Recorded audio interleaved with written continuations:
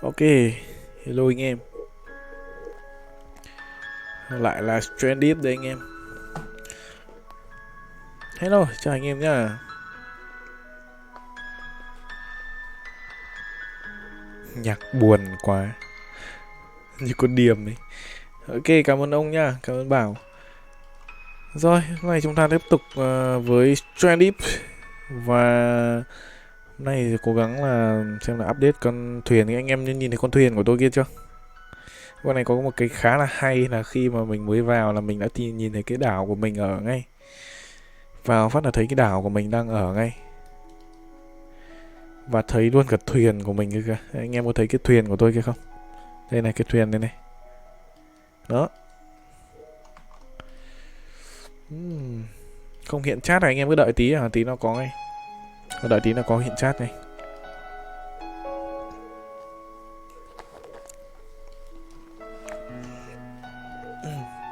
Thôi, vào thôi nhỉ. Vào nhá. Nay bật nhạc nó khác đi một tí cho nó du dương, chứ không anh em cho nó du dương tí. Sợ anh em bật nhạc này tí mẹ lại ngủ mẹ hết.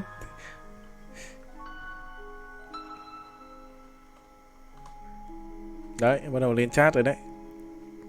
Vô thôi. Anh em thấy quả thuyền hình tiêm kích của tôi kia chưa? Đấy. Quả thuyền hình tiêm kích kia kìa.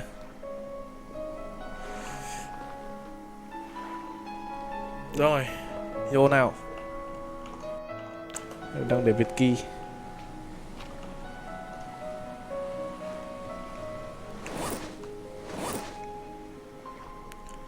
Rồi. Và mình đang thiếu nước một tí. Tôi sẽ chặt thêm nước. Này tranh thủ làm thêm nhiều flank một chút thì chúng ta có. Tôi khai thác hết gỗ luôn ở đây.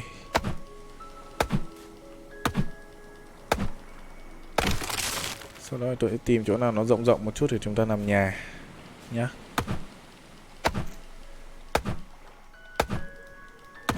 Không đọc comment của tôi gì cả, dỗi đi ngủ đây, mai đi làm. Mai tưởng là 30 tháng... À, nhưng mà không phải Việt Nam nữa đâu.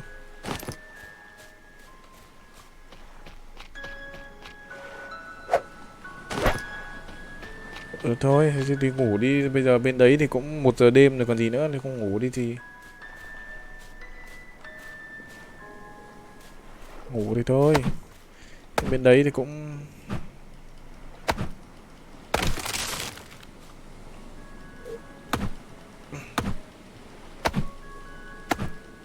Con này buồn quá nhỉ. Thôi đổi nhạc nhá. Đổi nhạc đi.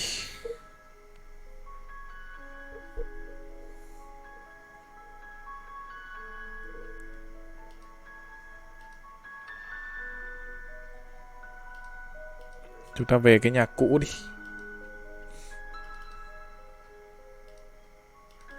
Ocean Beach.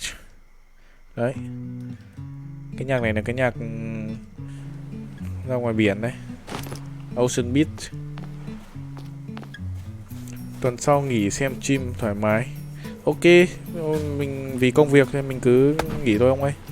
1 giờ đêm, bên đấy là 1 giờ đêm rồi còn gì nữa.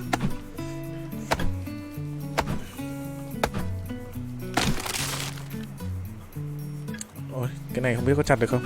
Không chặt được. Cây này là cây cảnh rồi. Tranh thủ làm luôn ít ván anh em ạ.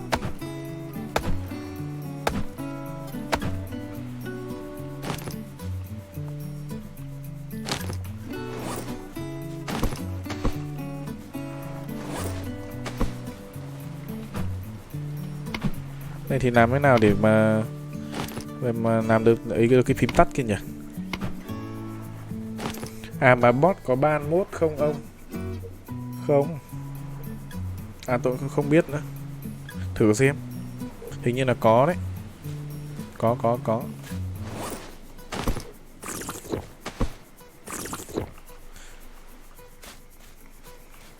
Bản Ascal Stick. Con này, bản này ngon mà. Bài này nghe thấm đậm lòng người.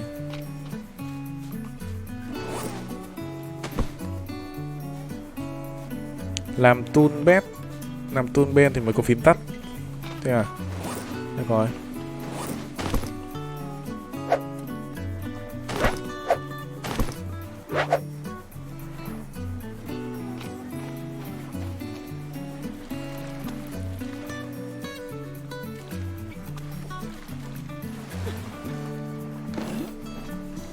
Năm nào đập được cái này đi nhỉ?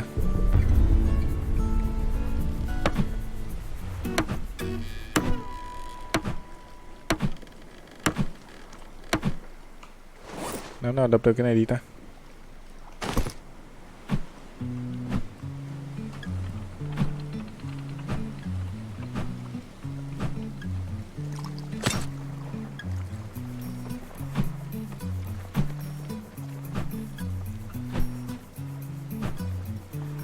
Rồi sao đập cái này ta?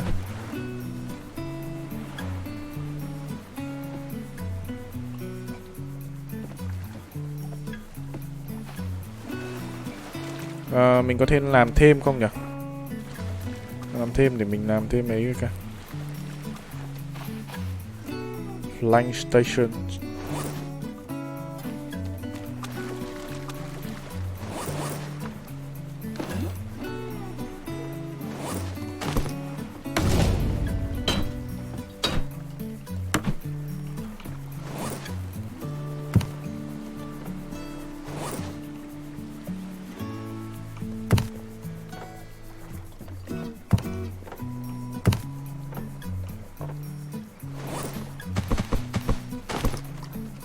Rồi còn chỗ.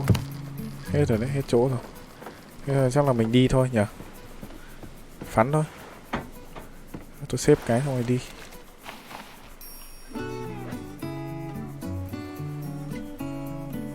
Trước khi đi thì ăn uống các thứ đi đã. Anh cua kia kìa. Khổ chạy lăng qua lăng quăng.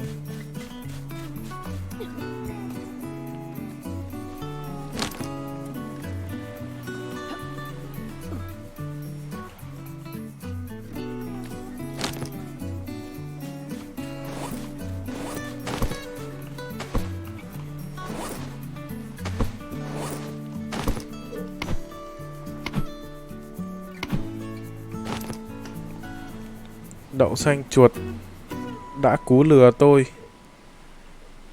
Lừa gì?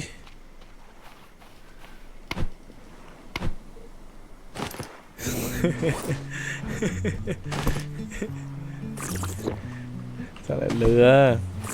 Khổ. Cái gì mà kêu rời kêu đất tên ấy.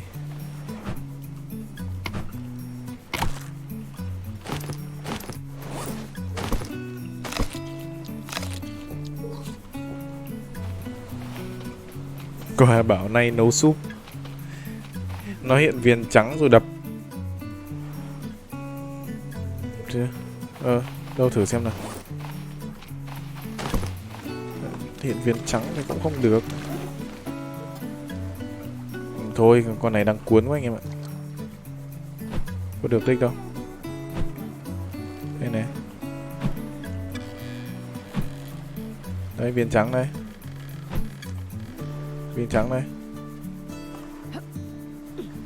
Không được nhá. Ở trên này còn làm được cái gì nữa không? Không biết làm được lửa ở trên này không?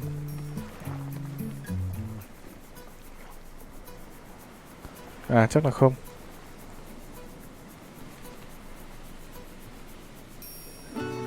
Còn mấy cái này chắc là để được này. Wood table, flying shell. Cái này để ván à?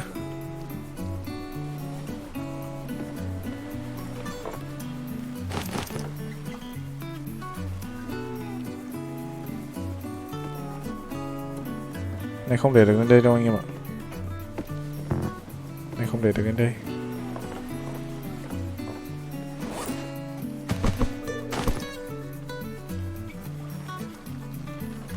Đập sàn luôn. Lại phí mất cái ấy. phí mất cái flank. Thôi đi nhá, ra đi thôi.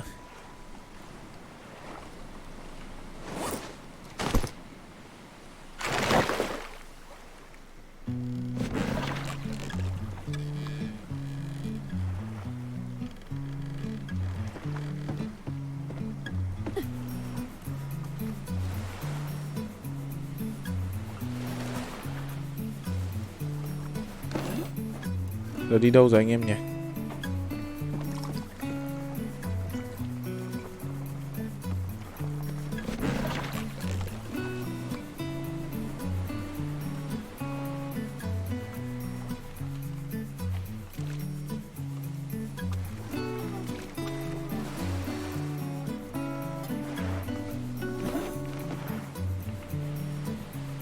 Sao nó không đi ta?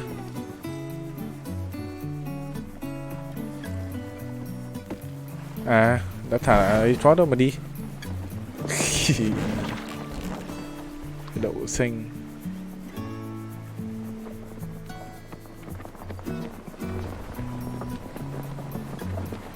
Tôi sang thử cái đảo bên kia nào.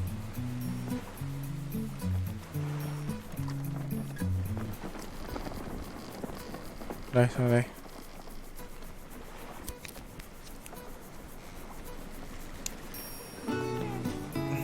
Dỗi đi ngủ luôn.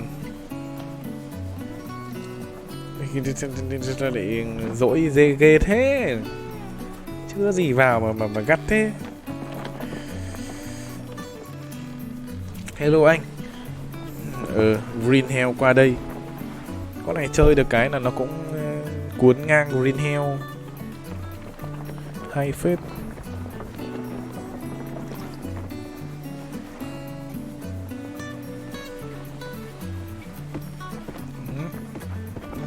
Ra đây đứng nhìn đấy cái. Trời ơi, quả thuyền được thật sự đấy anh em. Bật đèn lên, tắt đèn đi. Chào anh em nhá. Thực này anh em dỗi nhiều quá khổ. Đúng hai ông cà lê để dỗi.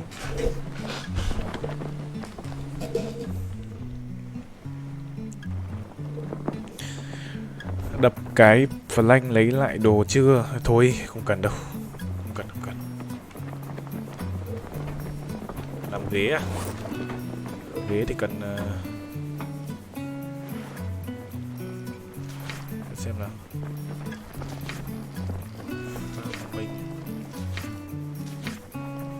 Ghế cút tre, flank tre.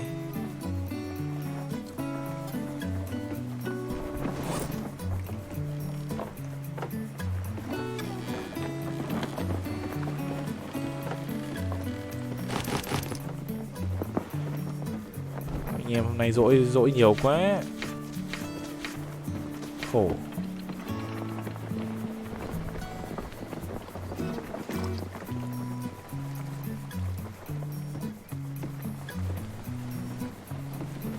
Đặt đây con sao không nhỉ?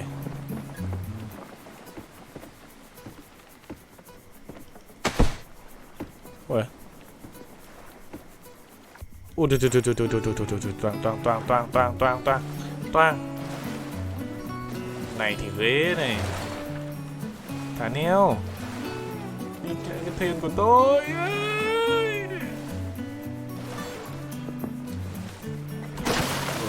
Mẹ. Lìn. Cái ghế lìn. Cái ghế nó không cho mình đặt lên.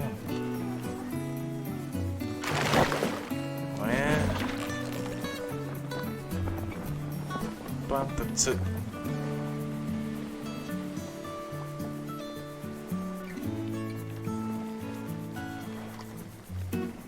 Hình cờ lê xanh là sao? Cờ lê xanh là mốt.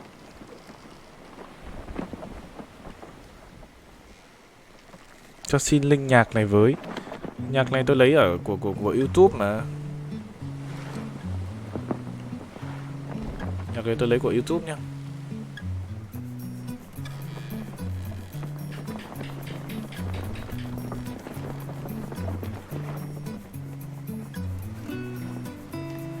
quên mất không đập cái flank kia đi.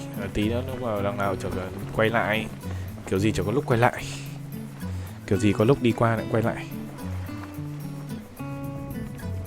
Sao lag thế à? Lag với F5 đi anh em.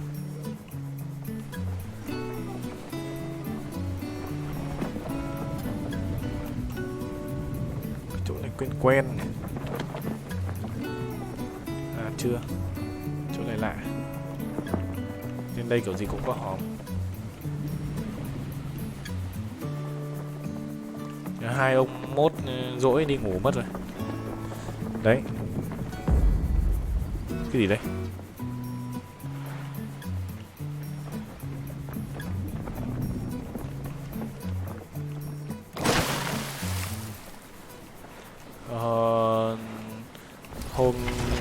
Hôm nọ trêu hai ông Clay chat nhiều quá nên là bây giờ thấy hai thanh niên dỗi mất rồi.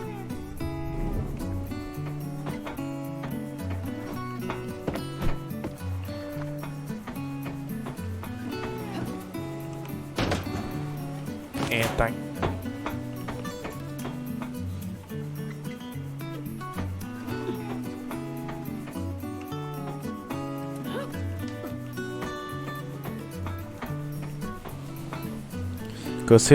Cờ lê xanh là mốt gì? Mốt ấy.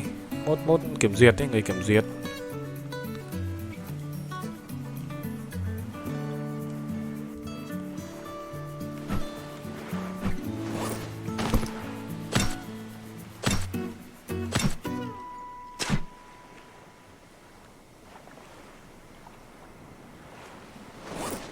Hả?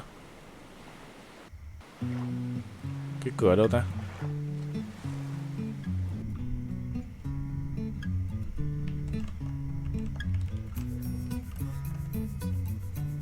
Không vào được. Chả có gì cả. Chỗ này nhìn cái tàu đồ sộ này.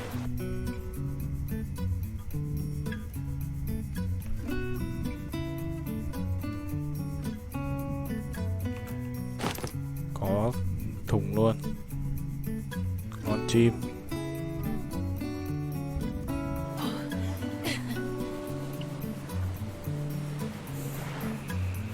Tanh chế súng bắn lao à? Ngon.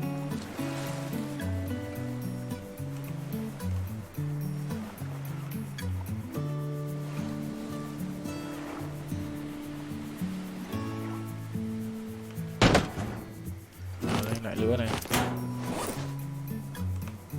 Ngon đấy. Flare gun đây rồi.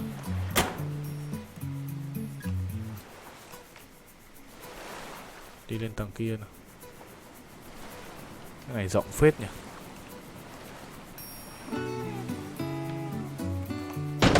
Flare này. Món trim. Không có gì.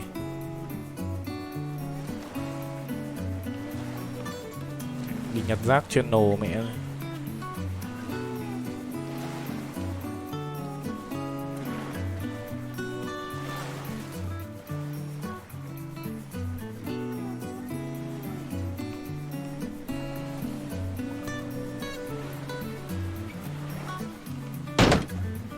Pin, duct tape này, flare gun, búa, mẹ đèn pin thì thôi, cắm đèn pin vậy.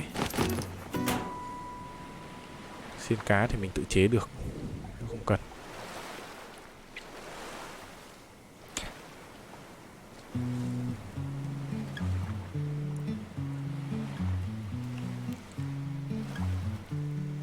Mấy ông đi ngủ rồi tôi làm clay cho. Ở đấy. Cờ lê đấy, lên rồi đây. Ôi trời ơi.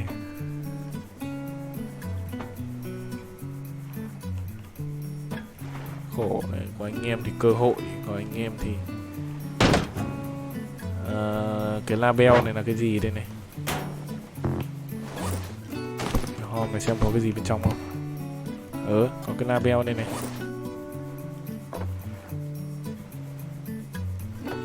Tôi lấy label tôi vứt vào trong. Đen, ngon.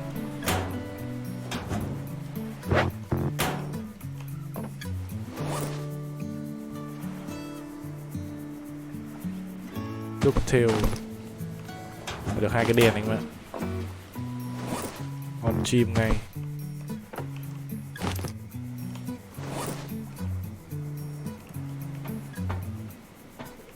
Được 2 cái đèn. Lần này đi bội thu đấy. Khá là ngon. Bây giờ lên trên này xem có cái gì không. Bóng này. Ngon. Kéo lên được à?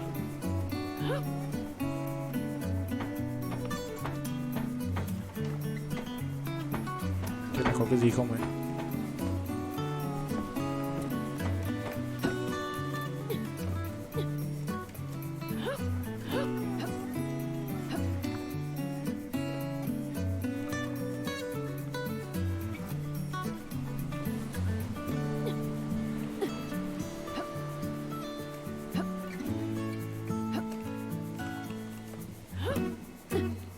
Treo được à?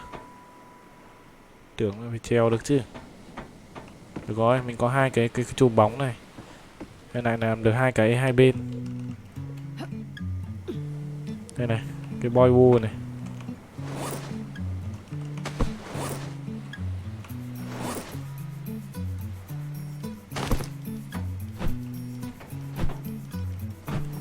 Đấy, bô đấy. Được 2 cái boy bô.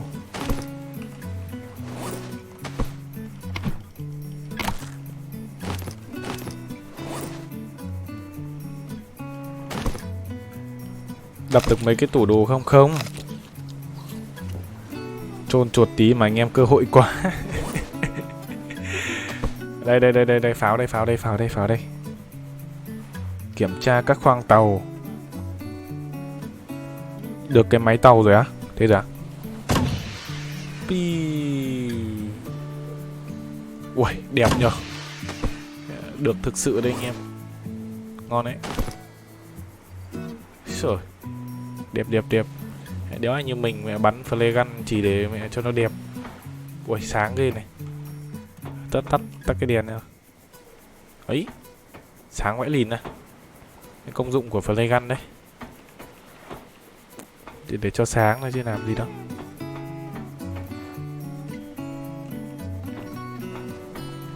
Đâu có đường xuống à?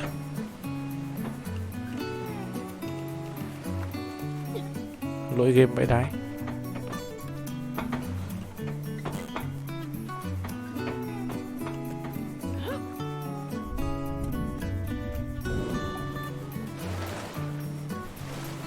Đây rồi.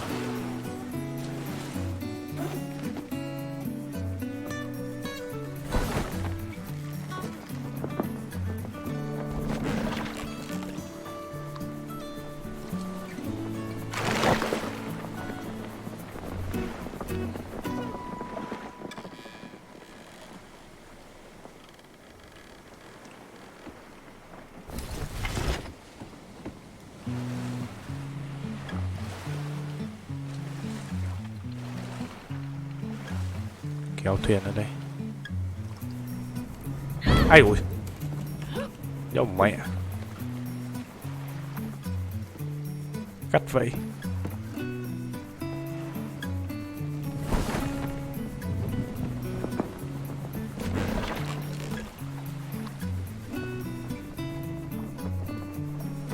Cắt phải đái.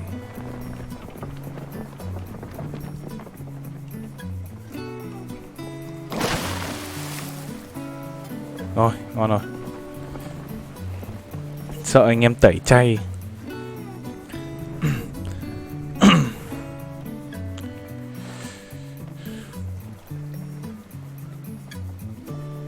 Bà pháo, pháo được lâu phết chứ. Pháo được lâu phết. Ngon đấy. Pháo cũng ok đấy. À nhưng mà lấy cái này xong rồi thì phải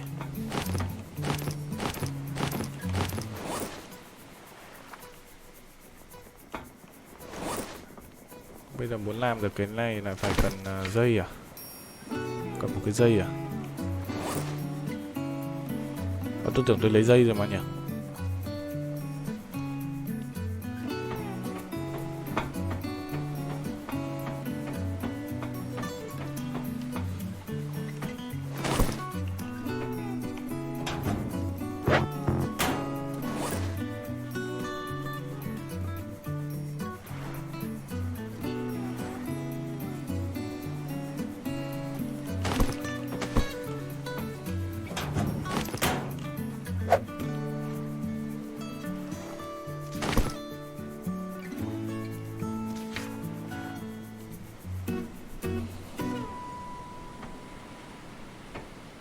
dìu đi vứt đấy đi.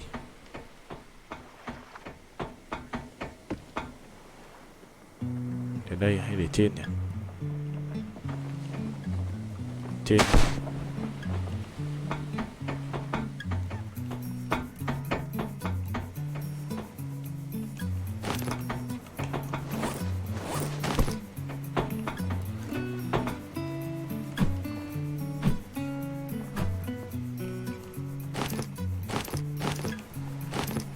Đó.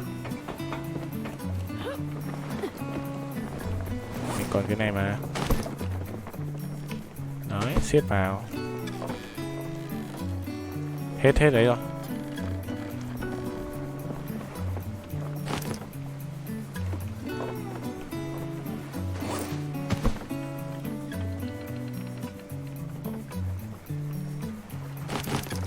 Ui, trồng cha trồng chanh.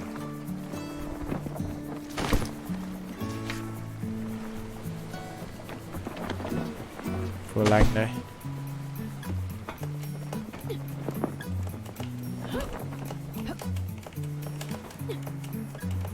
Lên coi.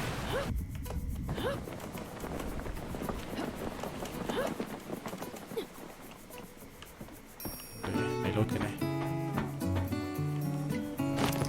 Ok đấy. Đấy, móc cái này vào đây có phải là sáng không?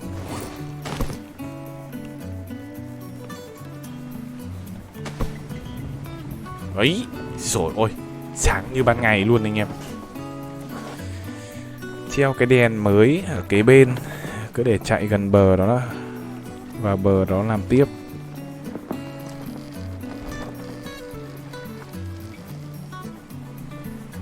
Chạy vào gần bờ à? Thôi giờ mình lái vào luôn. Tôi lái vào luôn đi.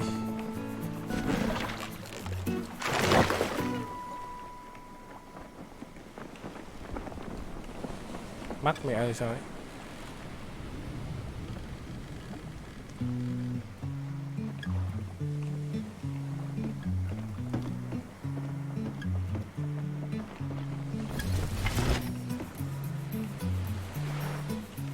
Mắc mẹ rồi. Kiểu mẹ ở đây dễ bị cắm mập táp lắm.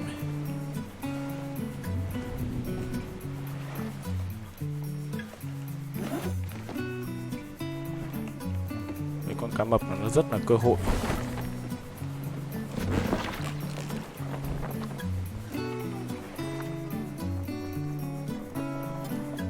Rẽ vào trong cái bờ đây.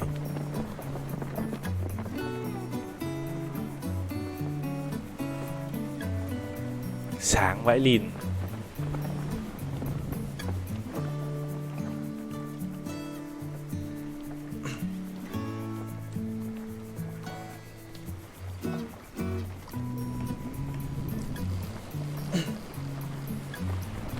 Khổ thân hai ông mót.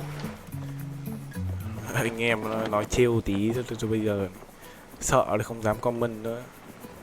Nó đến khổ.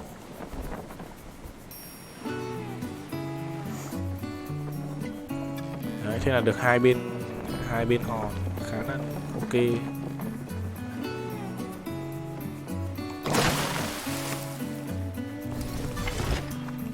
Đấy. Ngon ngay.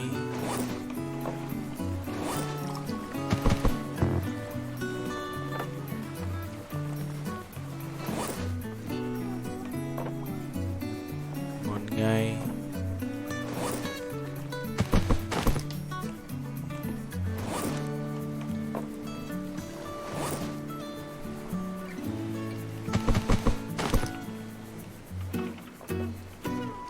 Flare gun bằng đét.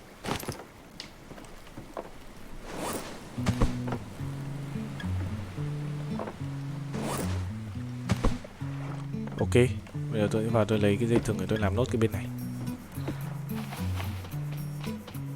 Cái gì đấy? Cora Flute. Ngon. Trông được không nhỉ?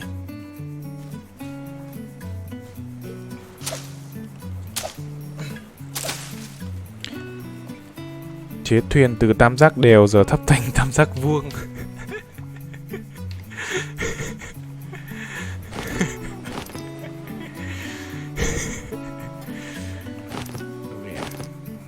Đợi tí cơm đâu có đó ngay, anh em cứ phải ơi. Ai rồi đây. Đó. Ok chưa, còn cái flank nào không?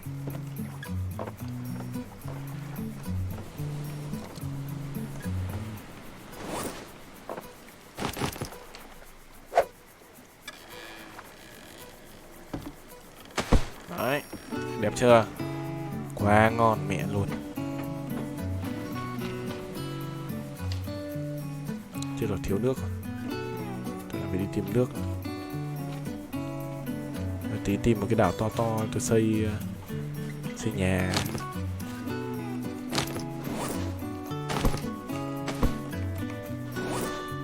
Kura fruit này không biết mà.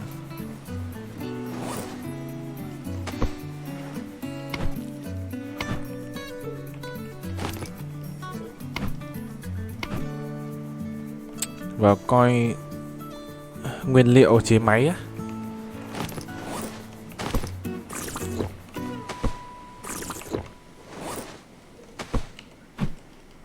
Ôi. Đớp miếng nữa.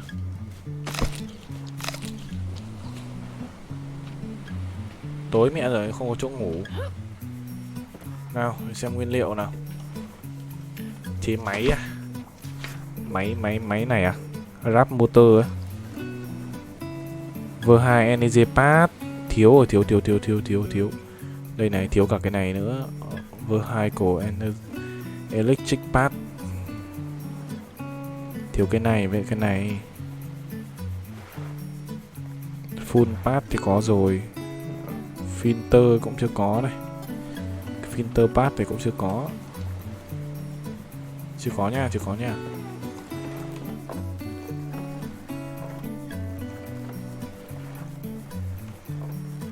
Máy này. À đấy. Filter pad thì có rồi. Filter pad có rồi. Cái này mảnh này không phải.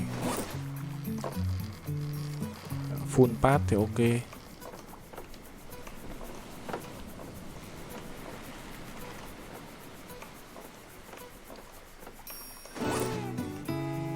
Có full pad rồi anh em ạ. Full pad rồi. Giờ thiếu cái này. Engine pad với lại cái này nữa thôi. Thiếu hai cái này thôi. Nhưng mà lại không có xăng mà đẩy đâu. Thuyền buồm nó vẫn là một cái gì đó rất là xịn sò. Chế súng đây. Grab này, cái súng.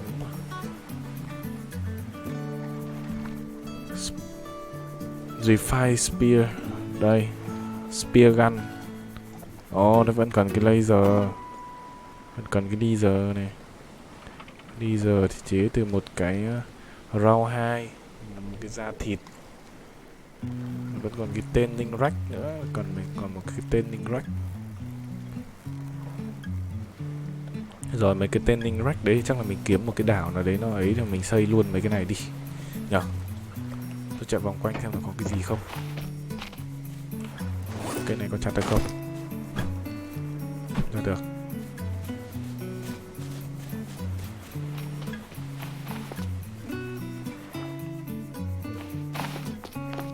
Ngoài này có một cái thuyền này.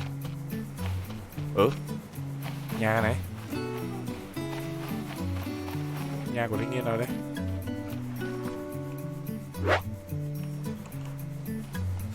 Fit chat.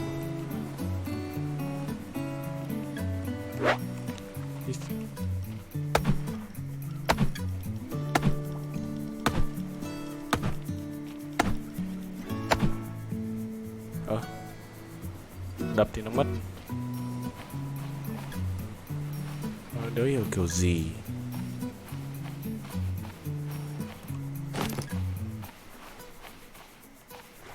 Flank này. Ôi trời, con cua.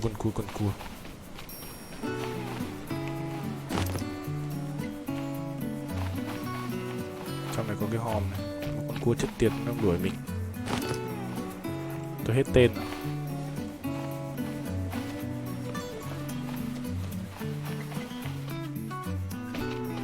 Con cua này thì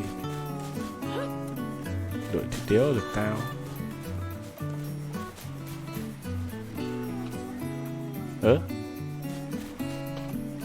Khôn thế.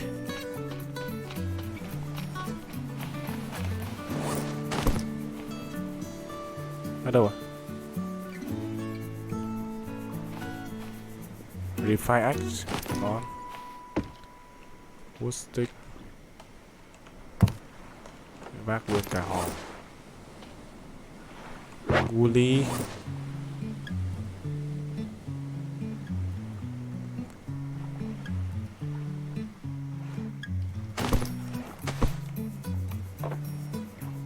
Đem gỗ vào đây.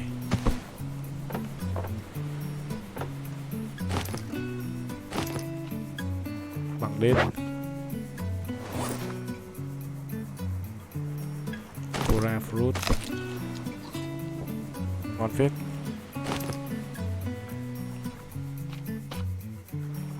Từ tôi quay về.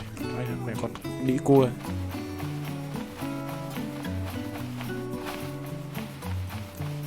Chào anh.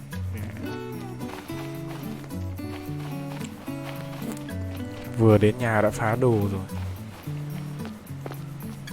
Gặp cua thì trèo lên cây rồi nấp. Tôi mà lại phải hèn thế á. Đéo phải hèn thế.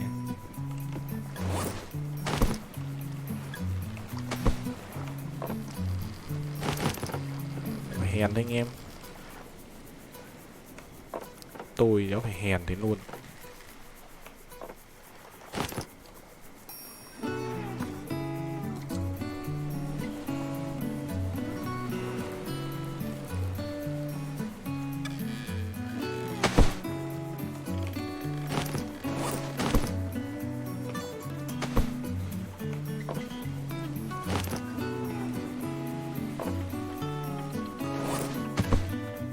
Cái Woody này là như nào đấy?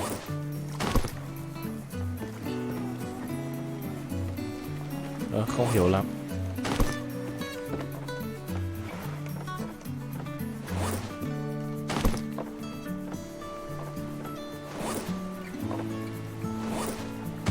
Bằng gạc đây.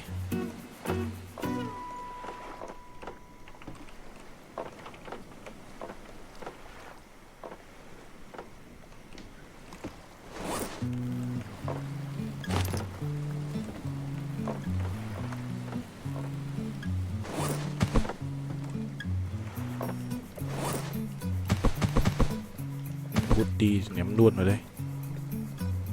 Refine axe này chắc là mình sẽ cần đến đấy.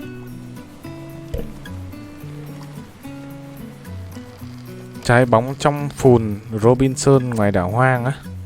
À, trong phim phải cả phùn. Ở đây là Robin chuột ngoài đảo hoang. Nhân vật của tôi là nhân vật nữ.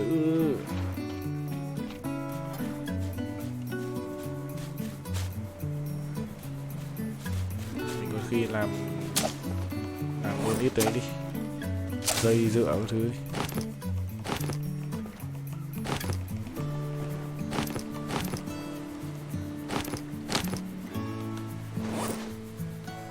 Zoka fruit này ăn được không? Không ăn được.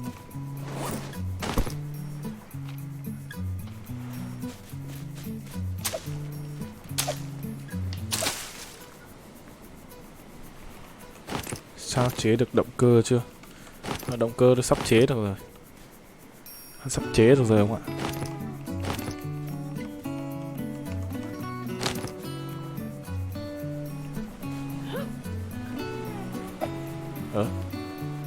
Con cua này. Mẹ nó ngồi nó nấp ở đây à? Quân khốn nạn.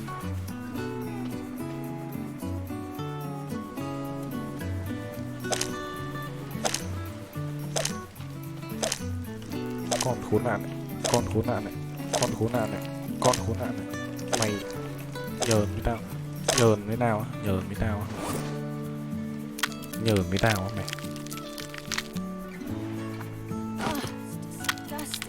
Disgusting. San hô tím à? Không, chắc không có đâu. Chắc là không có.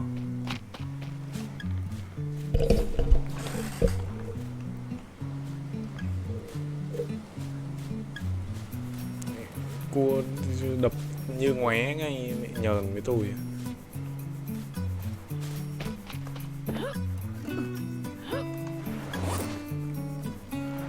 Đây, cất bớt vào đây. Tôi cứ cầm ở trên tay cũng được. Cây này cất vào này. Chả có tên mà bắn.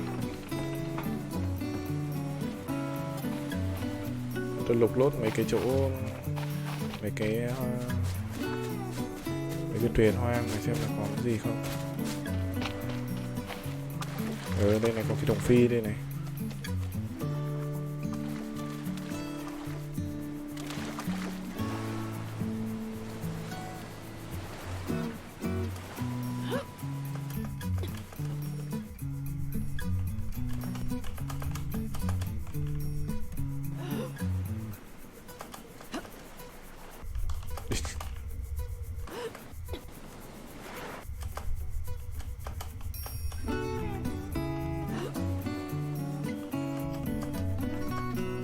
Sao nó càng ngày nó càng chìm xuống ấy.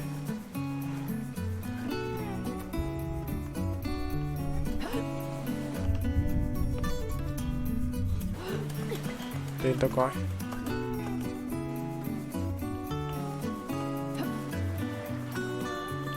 Đéo hiểu lên được luôn.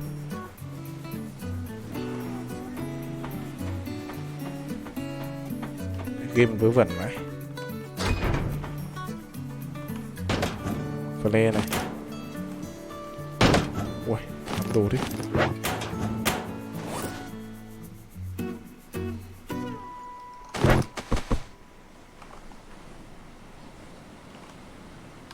Không biết cái Yucca fruit này có trồng được không nhỉ? Nhưng mà cái đấy mình kiếm được mà đúng không? Mình kiếm được. Cái barren này này.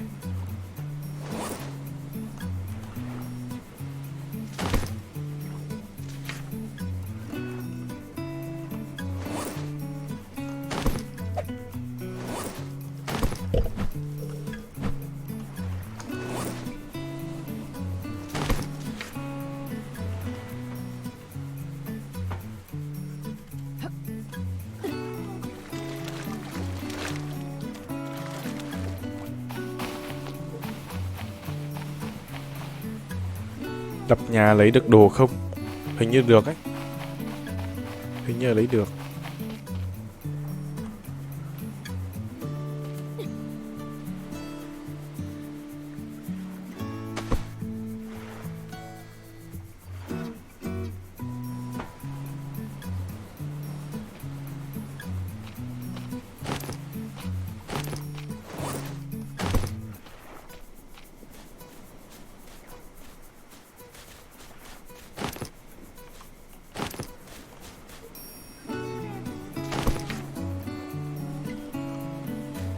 Phản là đơn giản thôi. Đấy. Ngon ngay anh em.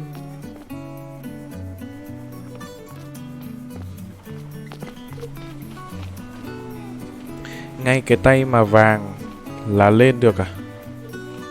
Thì tôi biết rồi, nhưng mà nhiều lúc nó cứ ngáo ngáo cái gì chả lên được. Bên này còn cái ấy đây này. Ra xem có cái gì không.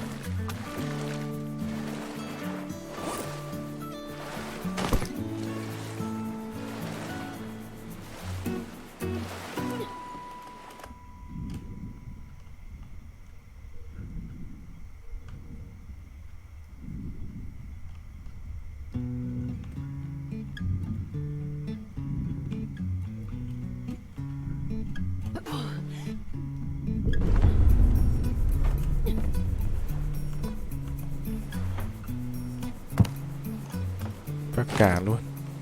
Lại có thêm hòm rồi. Khá nhiều hòm rồi đấy.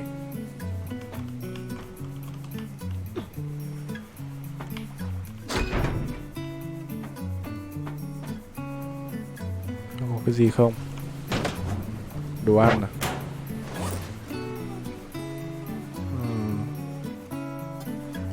Thịt ném mẹ đi.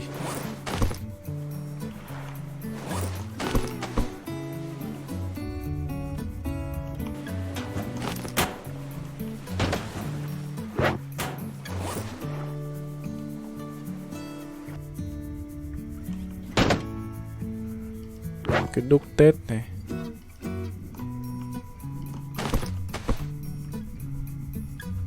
Cái ống nhòm ném mẹ đi.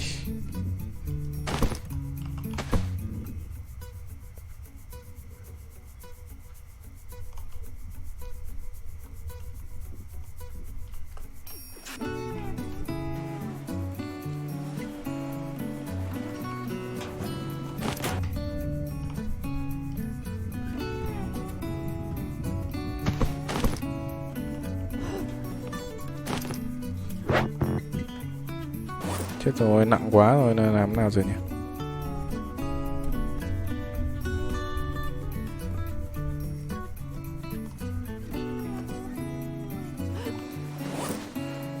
Nặng quá rồi, làm nào rồi?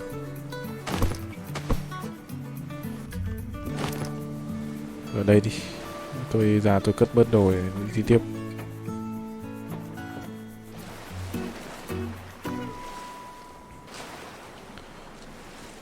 Bỏ hết pháo sáng đi, pháo sáng để bắn cho đẹp thôi. Cất đấy, bắn. Tối mà bắn.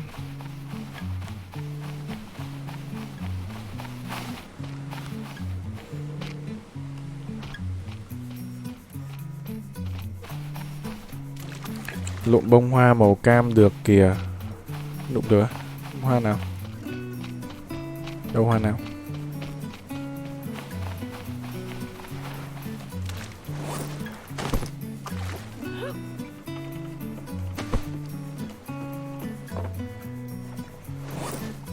Quên nếu cầm mấy kia về. Đạch. Có mấy cái quan trọng thì chả cầm về.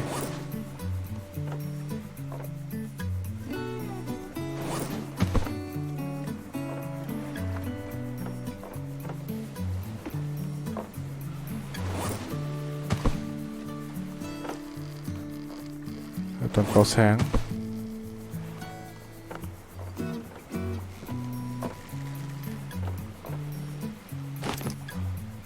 Pháo sáng này. À, bình xăng đây.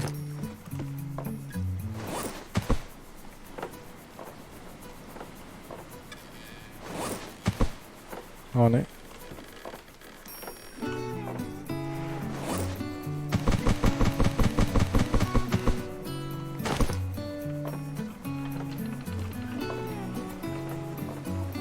Ngon ngay anh em ơi. Ngon ngon ngon ngon ngon. Pháo sáng đêm nào không có trăng thì dùng. Ừ đấy, mẹ nó thay ấy mà. Thay đèn mà. Nhưng mình có đèn này nên mình đeo cân.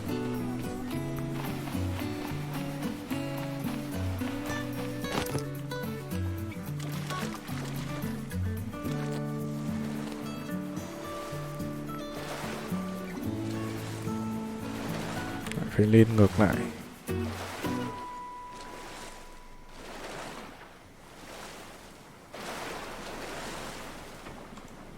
Lên nào.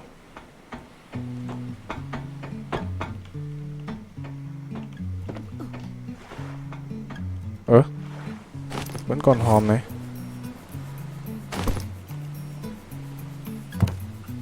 Thế mà không biết chứ. Grab meat.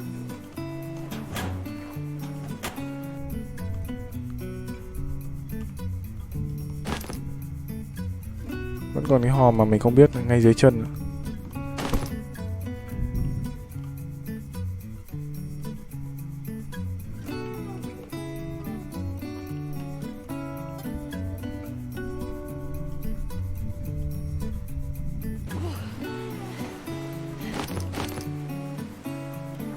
Rồi hết rồi đấy. Tôi tưởng là vừa nãy có cái miếng ván miếng niếc thì tôi ném vào đây cơ mà. Trôi mẹ đâu rồi?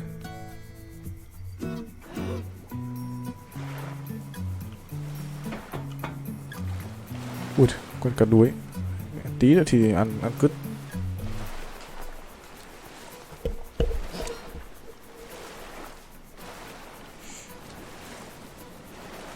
Để lại một pháo sáng để làm nhiệm vụ.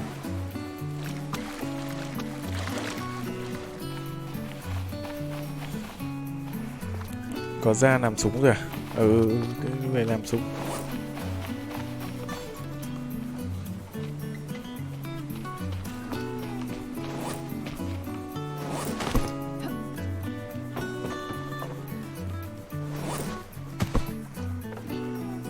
Gỗ này.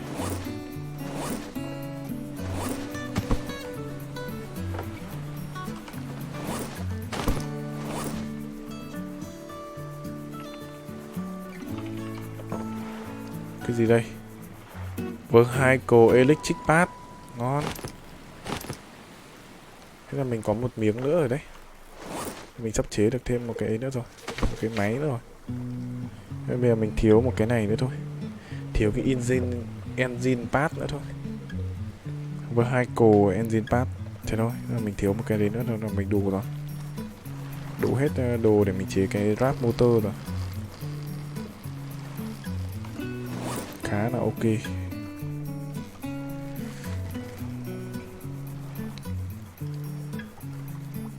Gì đây? Cái này là máy bay đúng không? Máy bay.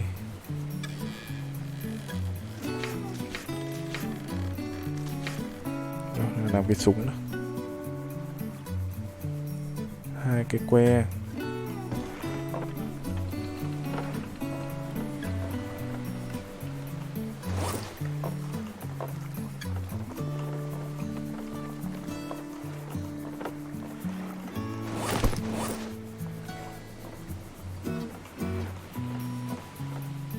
Đâu nhỉ? Ở đây. Để 2 que nữa.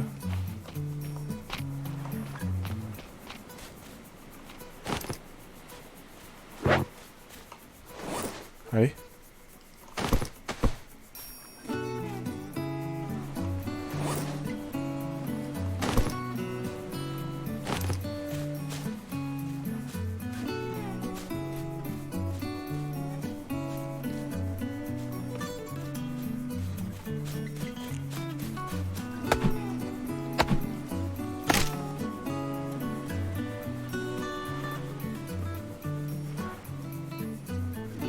Hello Lam Trần. Cái gì? Làm đâu xem stream? À, lần đầu xem stream. Ok, hello anh em, chào mừng em đến với kênh.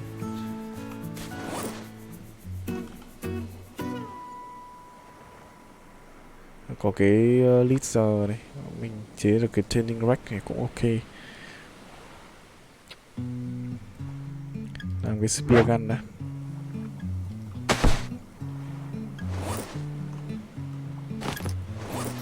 Đó, ok chưa?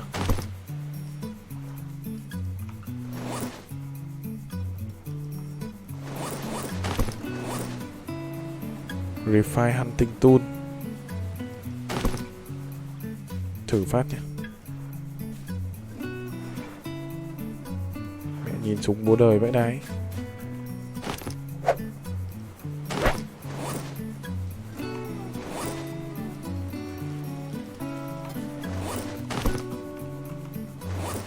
Cái này là như nào? Như nào hả anh em? Auto dùng.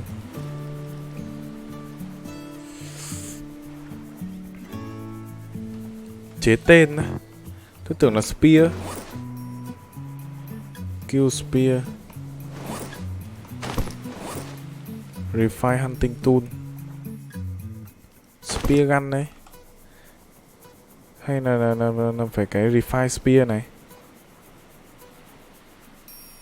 Hay là cần phải cái refine spear? Cái đấy là súng bắn spear mà.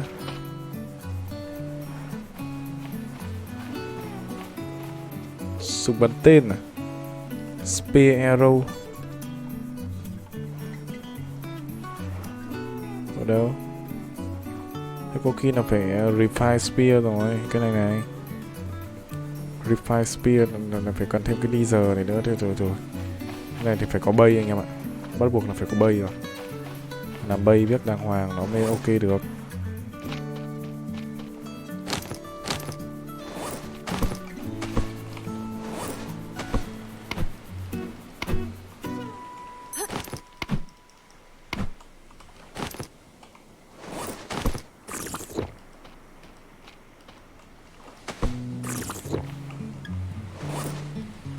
Này phải có bay bụng làm cho nó đàng hoàng em ạ. Vứt cung đi cho đỡ nặng. Thôi, ném mẹ cung đi nhá.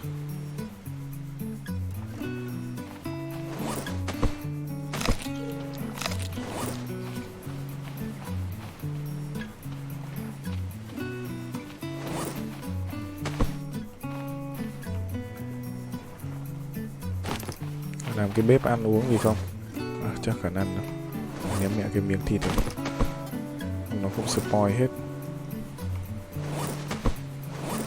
Spear.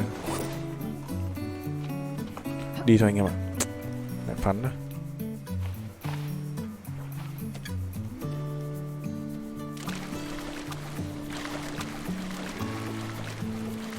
Ai, mẹ con cua chết tiệt. Má nó tỉa tôi cái.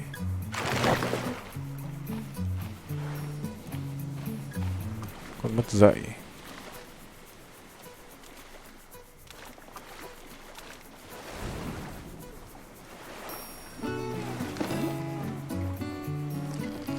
Đi sang bên kia nhá.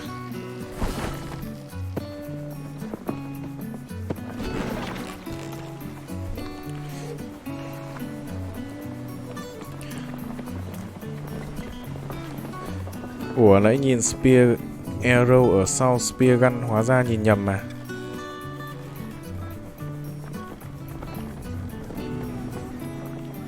Chế cái spear gun arrow.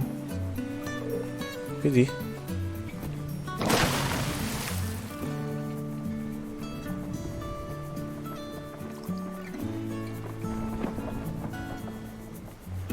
Spear gun arrow. Spear gun.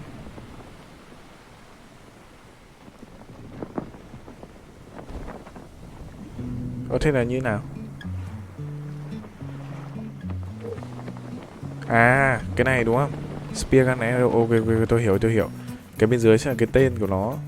Ok, hiểu. Rồi, đi thôi. Vào cái đảo kia xem nào. Tôi đang đi linh tinh ấy. Chả nhớ đảo nào với đảo nào đâu.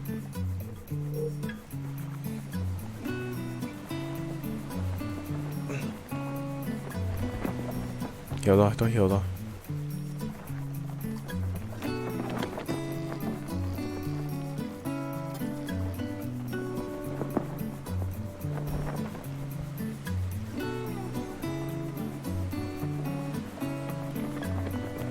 Bên kia còn một cái nữa.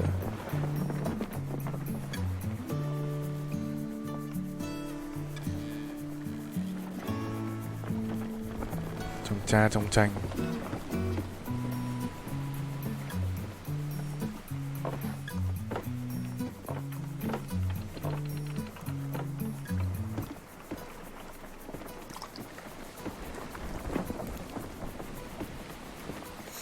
Chào anh em.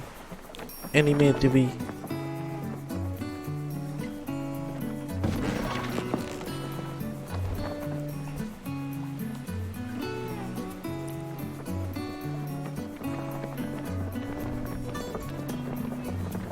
Chỗ này có quen không anh em?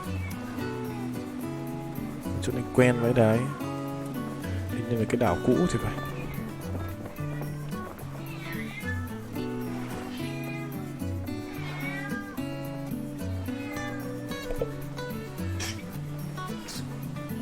Đi ra ngoài. Đi ra ngoài.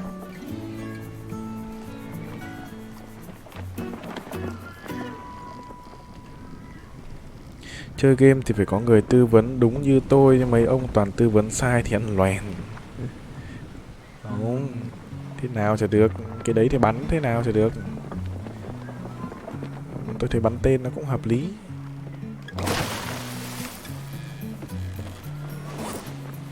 Vác quả súng thì nhìn cho nó bố đời. Spear gun đúng không? Chỗ này nhìn quen thế nhỉ? Ơi đấy, chỗ này trước mình đến rồi. Thôi mất công đến này thì xếp cái.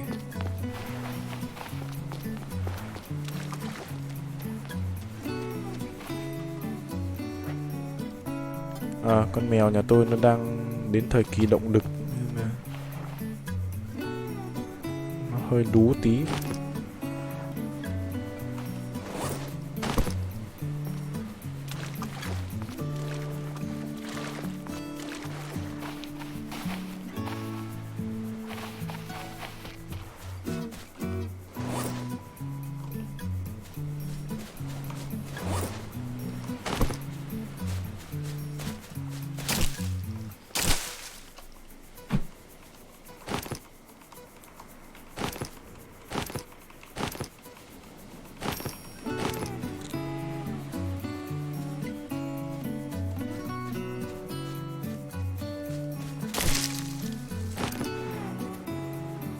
Con lợn à?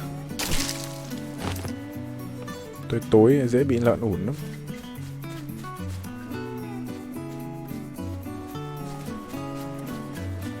Mấy con lợn chết tiệt.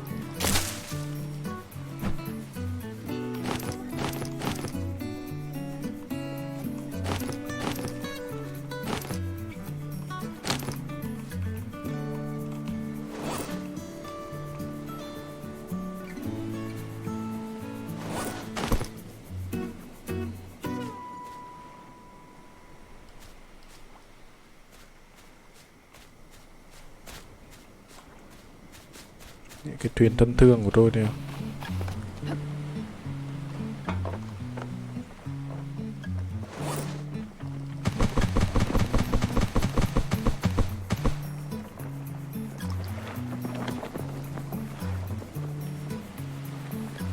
Spear gun. Được rồi, chuẩn bị phắn tiếp thôi.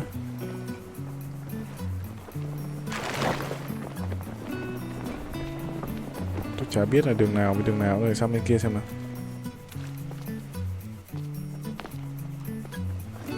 Có sang bên đấy, nếu mà gặp cái đảo cũ thì mình sẽ đập cái kia ra mà lấy đồ.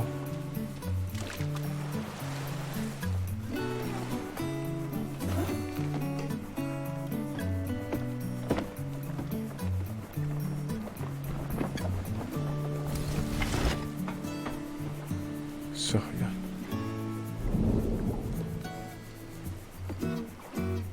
Ơi.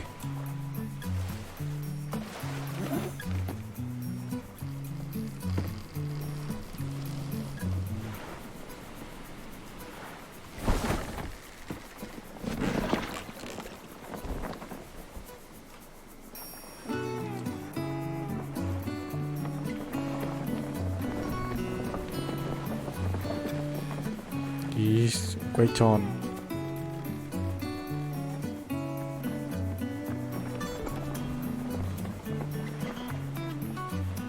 Đâu nhỉ? Cái đảo bên kia đâu nhỉ?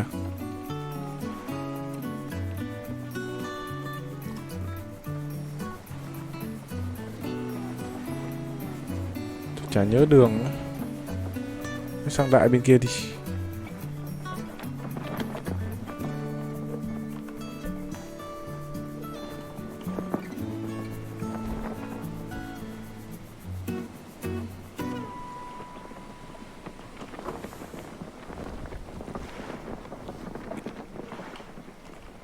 Robinson mẹ luôn. Bye bye nha.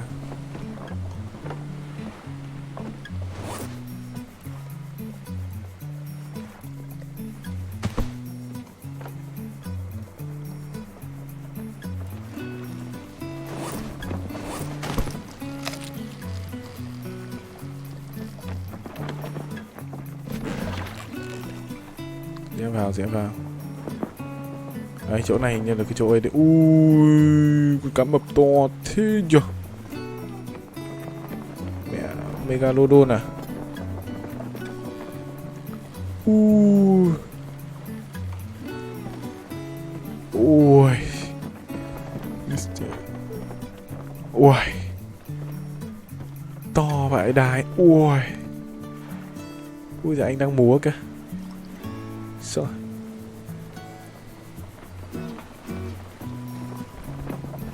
Hay quá nhỉ. Sao lúc nào nó cũng lệch lệch cái nhỉ.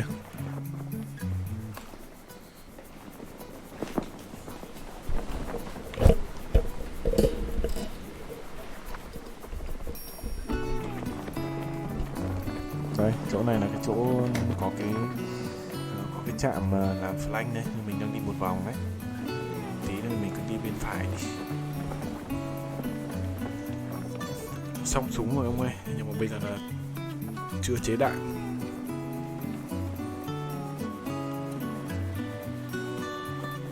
Nên trên này lấy thêm dây dùng các thứ để chế đạn cho mình xem bắn thử phát.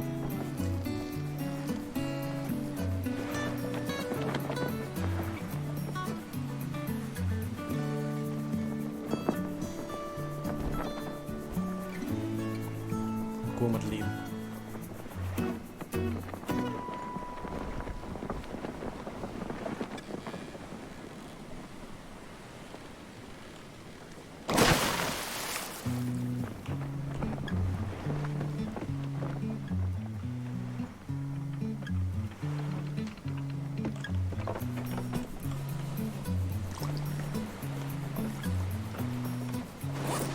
Xuống đây. Xuống đây. Đây này, cái ấy lần trước này này. Nè. Hello anh nha. Hello anh lợn nha. Rồi tôi sẽ đập cái này ra để tôi lấy đồ.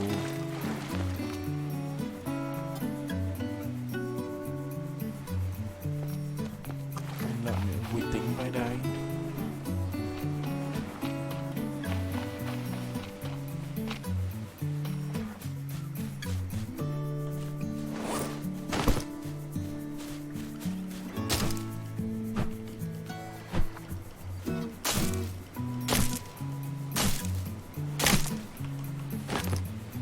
Làm thử 2 cái đi, 3 cái đi. Không biết có cái cây làm dây.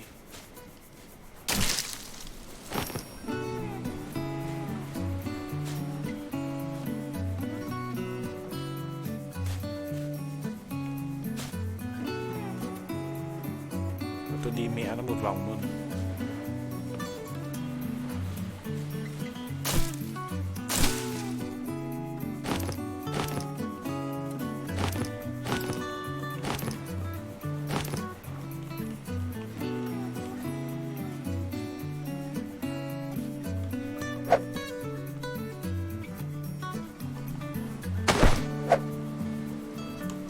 Spear arrow đây này.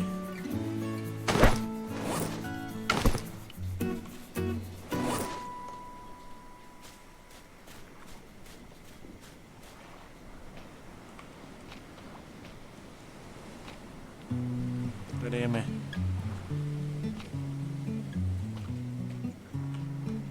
Con lợn điên này.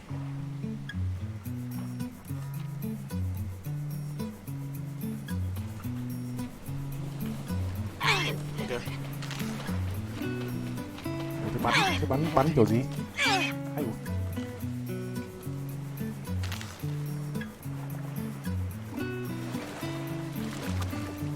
nó bắn được luôn.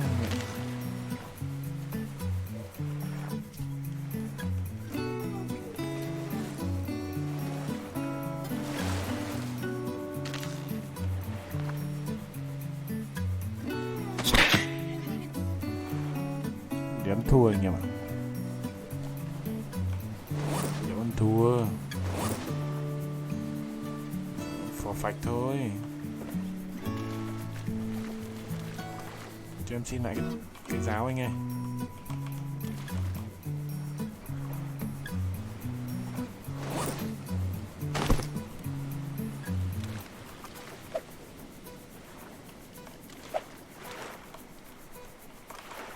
xem lại đi.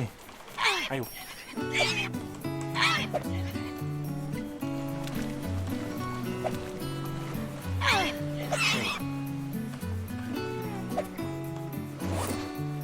Con lợn điên này. Nó cứ quay nhưng mà nó đá được vào mình đấy.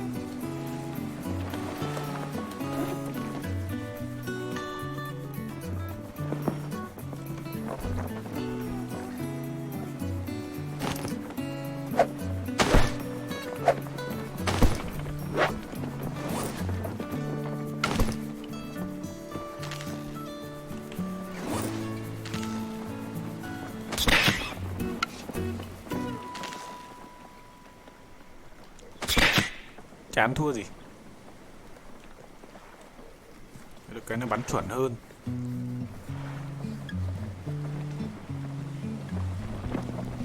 Có khả năng do bên phải nặng hơn bên trái. Nó cứ chạy này. Điên không? Nào cái spear mà xiên ngon hơn.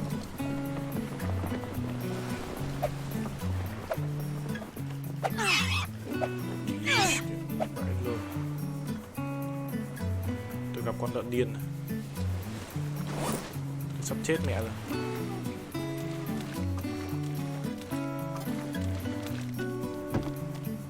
Tôi đéo hiểu kiểu gì.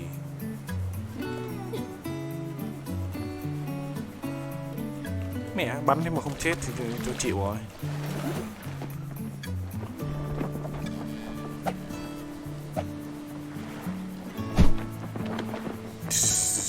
Bỏ mẹ đi. Vớ vẩn vậy đây. Tôi lên tôi gõ cái kia này. Va vẩn. Bao nhiêu máu với cái con thủy đình này.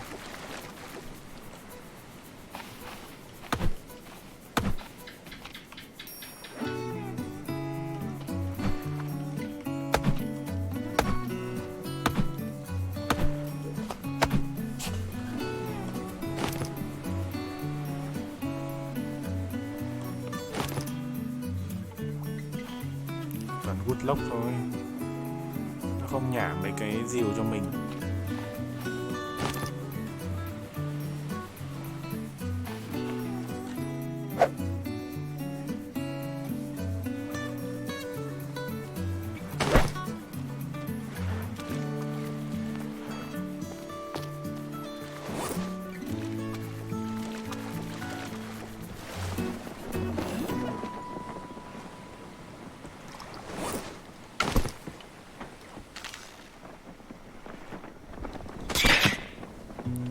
Chả chết gì.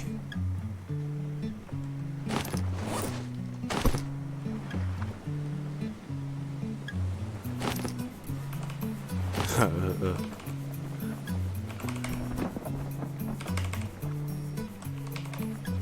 được rồi, tôi thấy được giáo rồi. Chết mẹ mới đi. Trả cái giáo đi.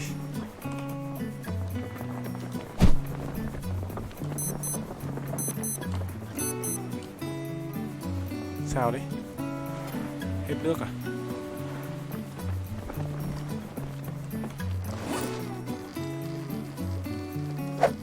Thôi được rồi, đi thôi.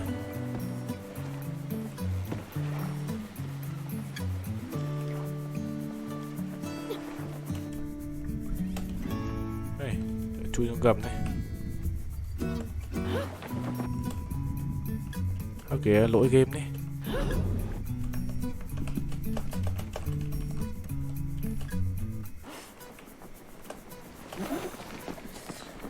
Game này sát thương của mình gây ra 1 thì giáp của bọn thú thì 20. À, mẹ. Bọn ấy trâu vậy cái đái. Mình đâu hiểu kiểu gì.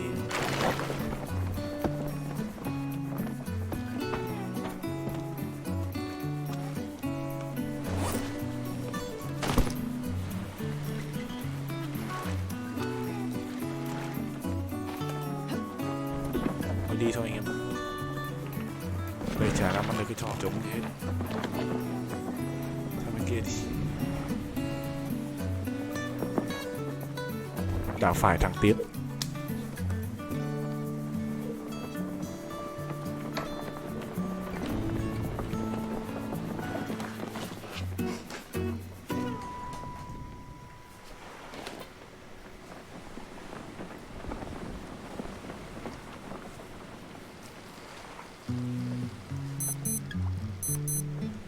Gì đây? Hết máu. Khổ. Bỏ mẹ thì không mang theo nước à?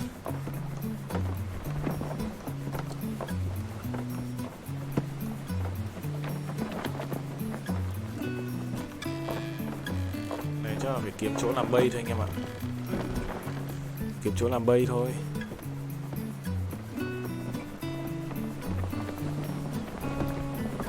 Tôi sẽ sang hẳn chỗ xa xa kia tôi làm bay nhá.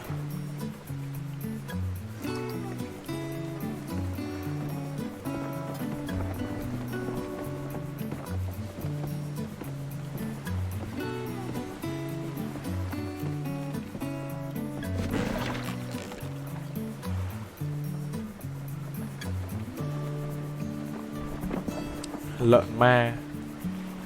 Thật mẹ. Phì mãi đâu chết. Bắn mãi đâu chả chết. Cứ chạy vòng mẹ. Xuống nước thì đéo xít làm sao.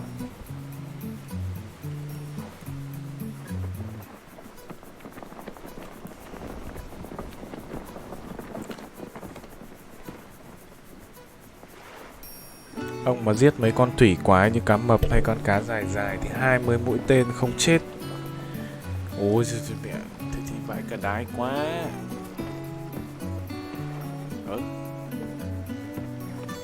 Vào mẹ đây đi.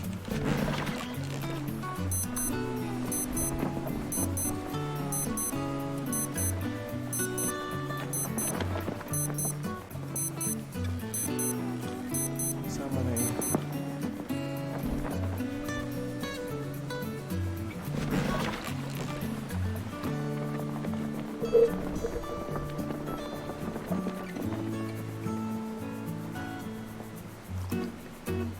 Chỗ này là chỗ mình vừa đi đúng không? Lỗi game đừng đi các hướng chính diện, cứ đi mấy hướng check ấy. Đi vào đây xem nào. Chỗ này không phải là làm cái đảo với lấy đâu đúng không?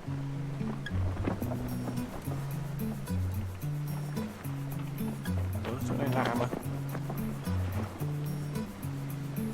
Nó xây mẹ nhà để đi em.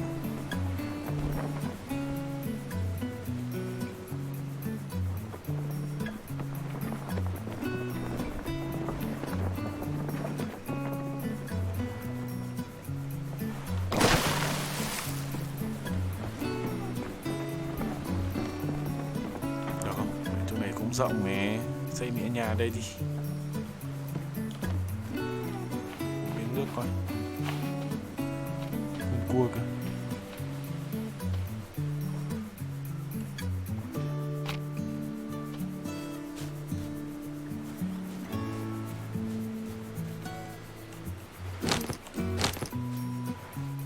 Anh cua nhá, mẹ mày. Thế sư cua nhá.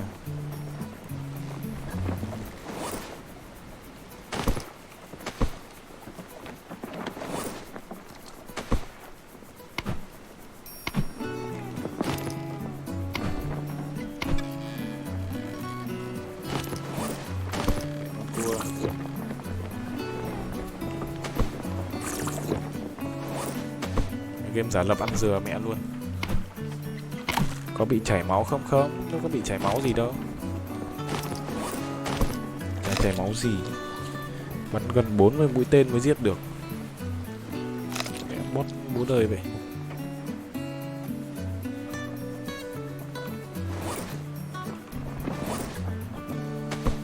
Rồi, thì tôi dọn dẹp mấy con đấy ở đây xong rồi là mình vào đây đi. Ở đây đi nhá. Chỗ này tôi thấy rộng này. Rộng rãi mình xây nhà được.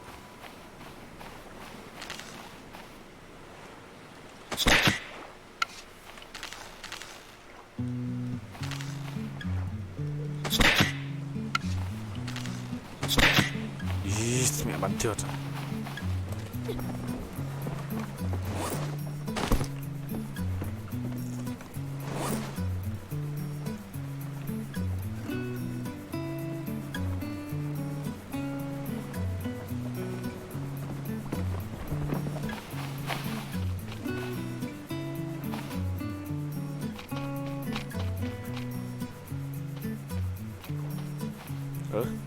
quen vậy.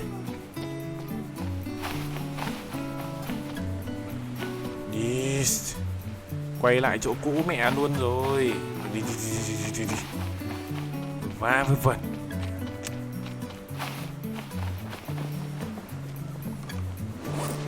Lú vãi đai. Quay xe.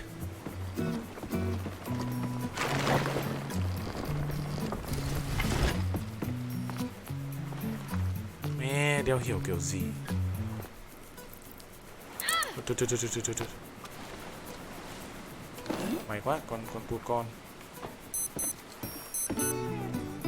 Tí chết phải cả cứt.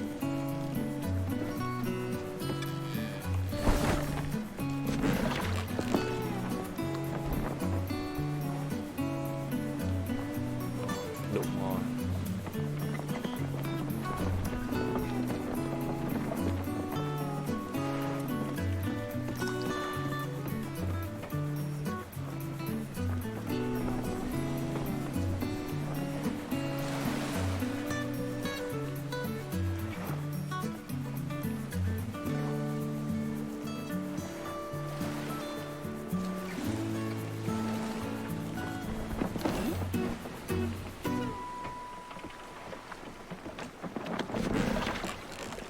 Đảo đây có rắn.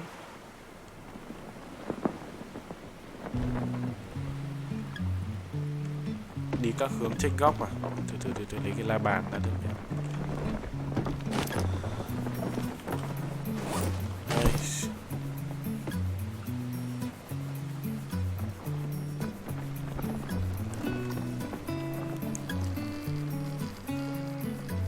Sang bên kia đi. Sang bên kia nhá.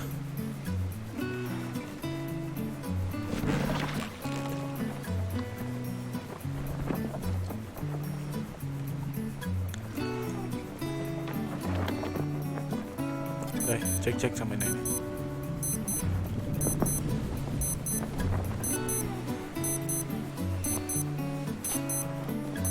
Cái hòm trên nóc. Thôi. Bỏ đi. Bỏ. Tôi sắp chết mẹ rồi đây này. Không chảy máu, không biết gì, nhưng mà nó hết máu.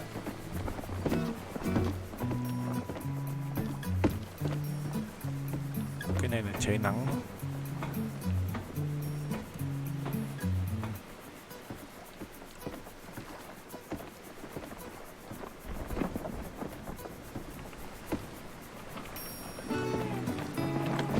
Đi qua đây.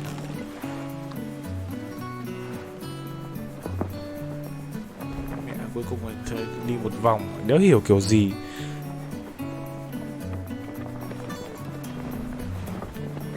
Cái spear gun bằng đam với lại cái giáo gỗ là 20 đam. Mạnh nhất là Refine Spear. Thì thực chế cái Refine Spear.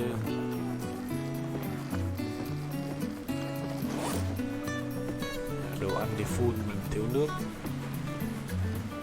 Lên thì phải làm cái nước này em ạ. Đây, làm cái nước này. Quả dừa 3 hòn đá này.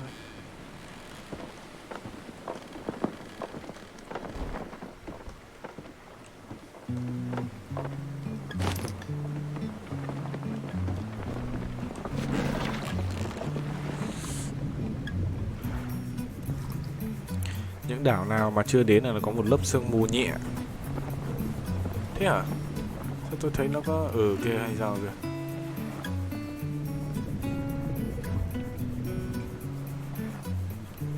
Sang mẹ đảo bên kia luôn. Đéo vào đây. Đảo tôi nhìn quen. Sang mẹ bên kia luôn. Sang hẳn bên kia luôn. Đấy. Không thì sang hẳn mẹ cái bên check bên kia kìa.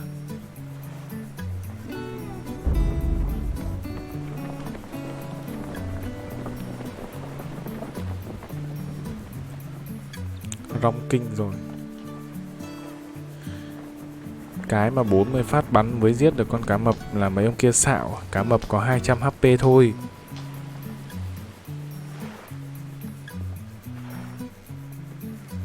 Bắn mình bắn chục cái thì cũng vãi cả đái ra rồi.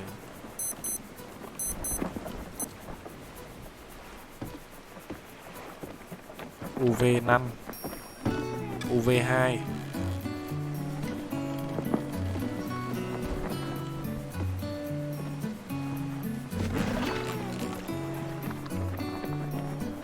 Đây, thử vào đây xem nào. Có khi nào cái chỗ mình vừa vào không ta? Nhìn quen lắm. Nhìn quen vãi lèo ấy.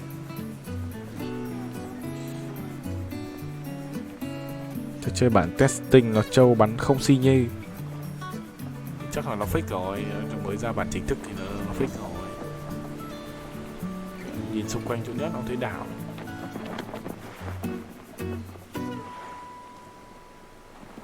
Ở chỗ này cũng là cái tàu hay sao đây này.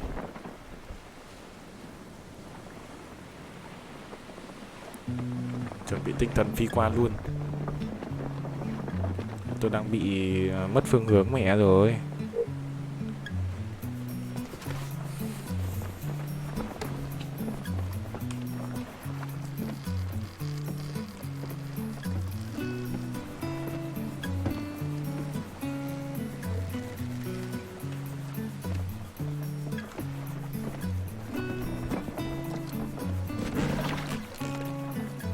Đúng rồi, cái chỗ này vừa nãy mình vào rồi. Nhưng mà nó cũng mờ mờ. Có khi nào đúng rồi, vào rồi.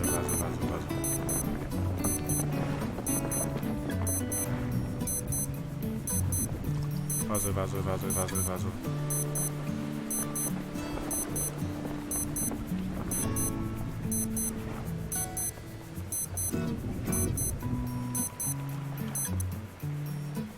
Sắp hẹo mẹ rồi.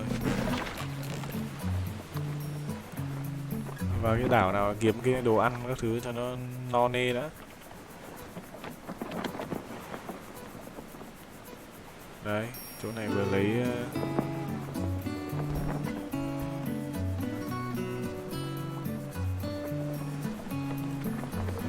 mình vừa ở đây xuất phát đi đây còn gì nữa.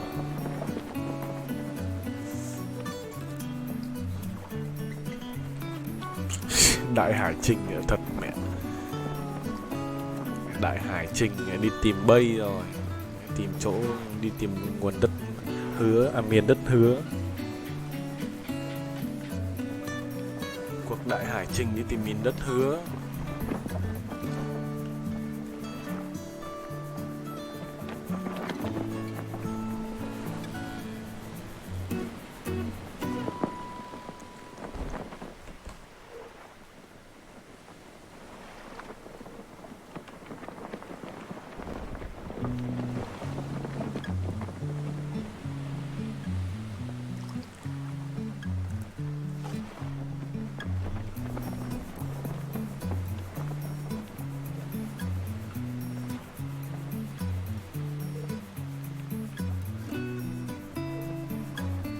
Đảo này tôi nhìn nó cũng cứ quen kiểu đéo thì lại tít. Con tí máu mà cứ tít cả ngày. Ngủ thì cũng tăng HP à? Mà mình sẽ bị đói.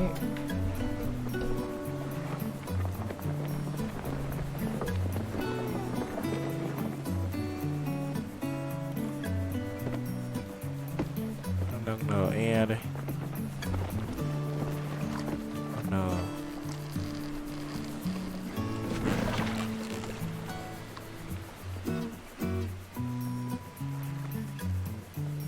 Đây, chỗ này có vẻ lạ này anh em ạ. Được. Thôi tôi tạt ra chỗ góc góc bên kia tôi xây nhà được này. Xây mẹ nhà luôn đây gì. Đợi xem có rắn rết gì không đã. Đây có cả lèo luôn này. Có cả lèo của bọn thổ dân gì đây này. Hay là của ai ở trước ở đây này.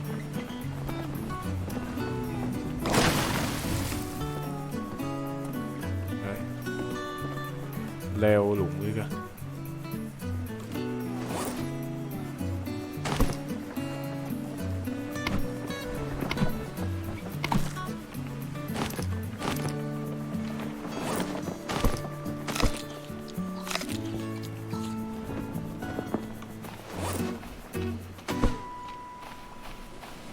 Nào, có cua biết gì không? Nắm cua vãi đái. Ngon đấy anh em ơi. Drink Obo. Ui, mẹ đầu lâu ơi, vãi cả đái. Dây thừng. Nhặt mẹ luôn. Đồ đồ ngoáy lửa đấy. Khi là xây nhà ở đây đi anh em ạ. Xây mẹ nhà ở đây đi.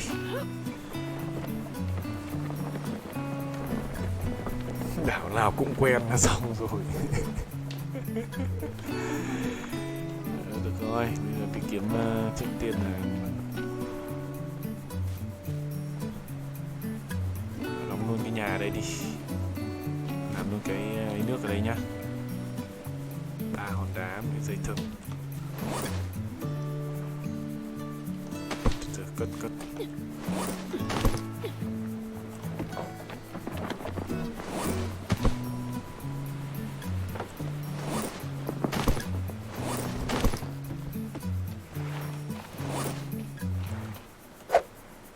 Ba hòn đá, dây thừng, lá, quả dừa.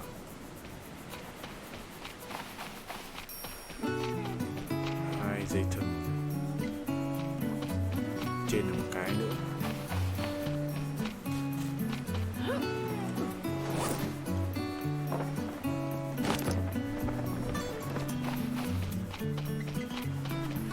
Lại con lợn to đùng rồi mẹ. Tôi đéo thích đụng một con đấy tí nào.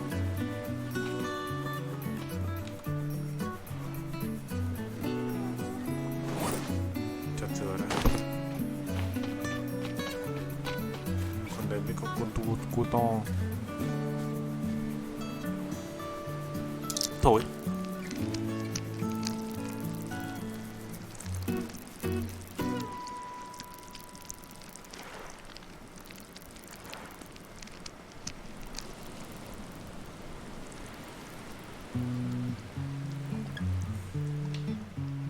Tôi vừa nói dứt mồm xong,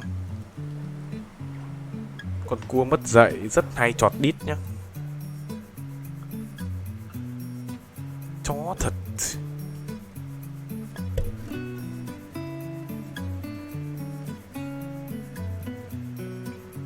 Để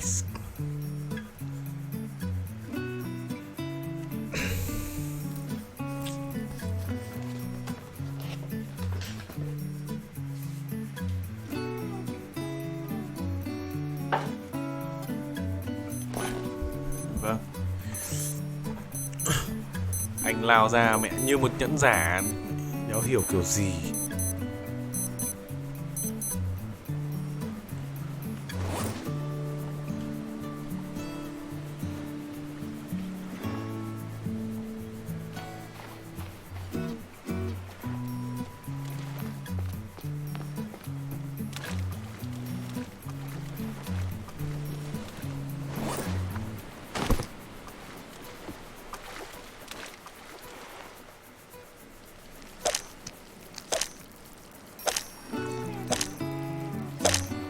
Chết mẹ mày đi.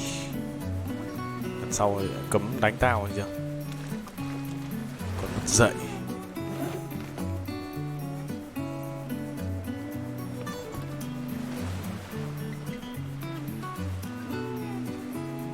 Dưới kia có san hô tím nhá.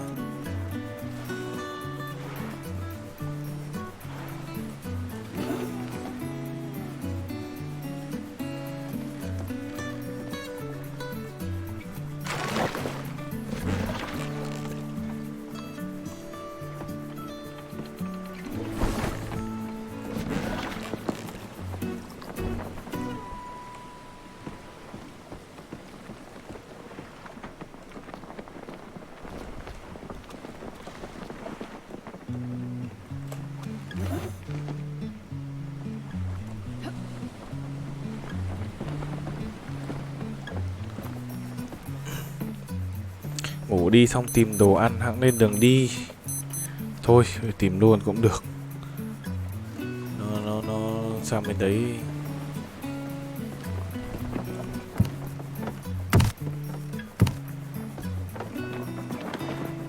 Rút khẩu này ra, có gì bắn vỡ sọ nó. Bật dậy. Mẹ anh ấy rất nhẹ nhàng, anh luồn từ đằng sau ra, đéo hiểu kiểu gì.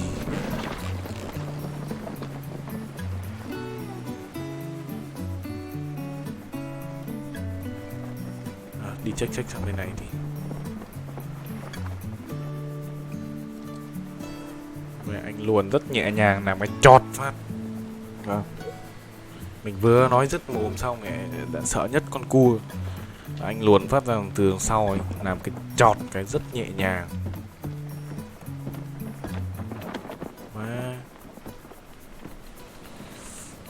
Rồi la bàn.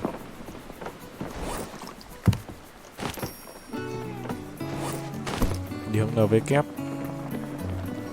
Ở đây. Không phải NV kép là kia. Sang bên kia.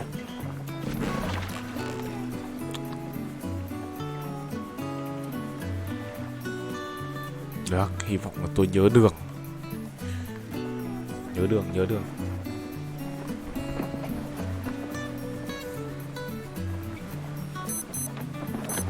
Mẹ, cái đồng hồ kêu ít thôi.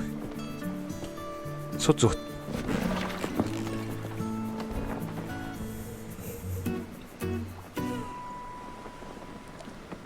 Làm 2 cái buồng đi cho nhanh. Phi nhanh quá là phanh không kịp.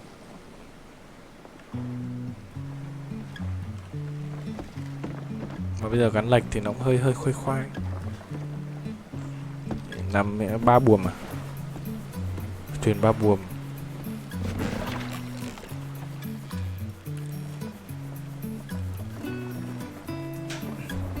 Đảo nó có cố định không nhỉ? Cố định là như nào?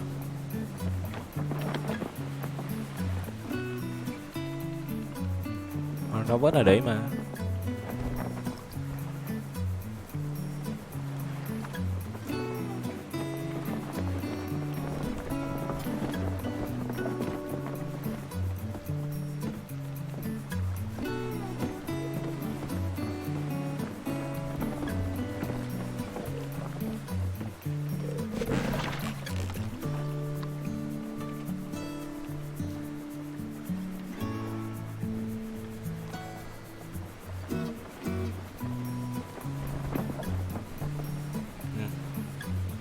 Anh nào đợi kìa.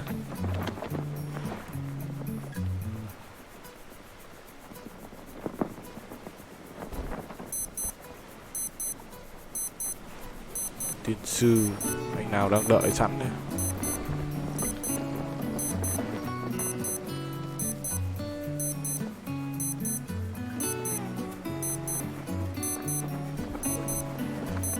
Theo như địa lý thì đảo không cố định. Nó di chuyển với một khoảng cách nhỏ và chúng ta không nhận ra.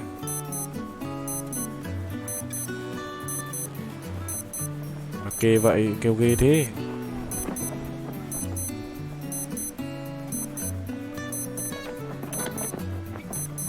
Không phải cái đảo vừa lấy rồi anh em ạ.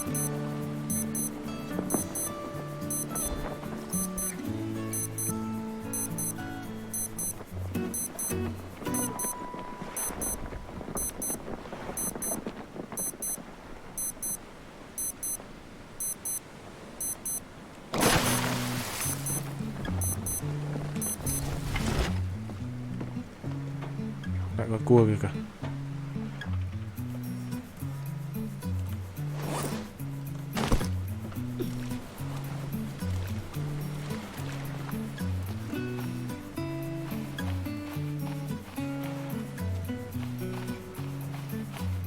Đây hình như là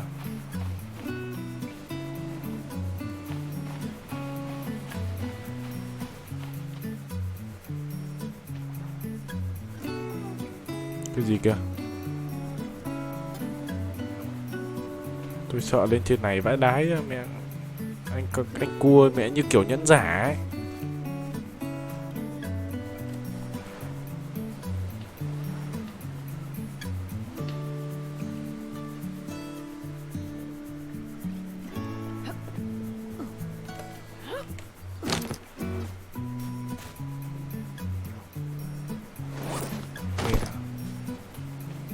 Ăn không ngon ngủ không yên với con cua này.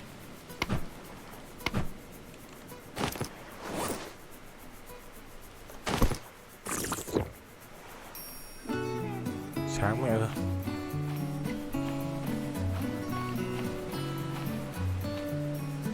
Giết được hết mấy con cua đi thì mình an tâm mình lập nghiệp ở đây.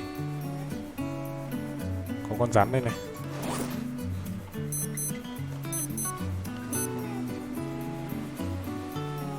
Cái mẹ rắn.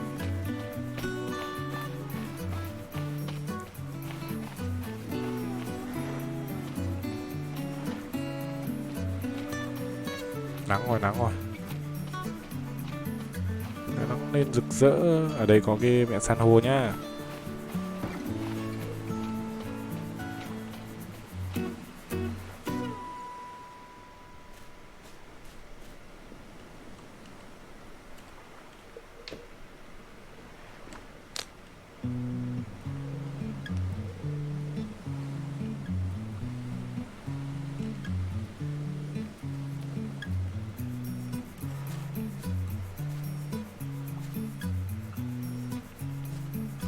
Tớ nên không để ý là bọn đấy nó lại cạp cho phát.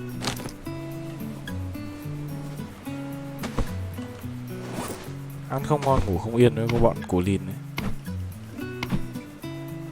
Làm nhà ở đảo nào cũng được mà đằng nào thì cũng phải xây đi lấy thêm gỗ ở đảo khác nữa. Mà tôi muốn cái đảo nó phẳng phẳng, nó đẹp đẹp một tí thì nó đỡ bị chật hẹp. Mình xây nó thoải mái.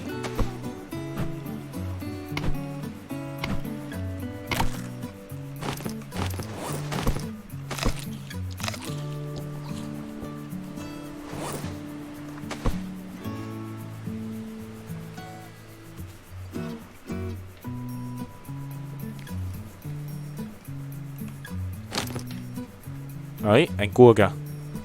Đi, mẹ may nhá. May đéo chịu được.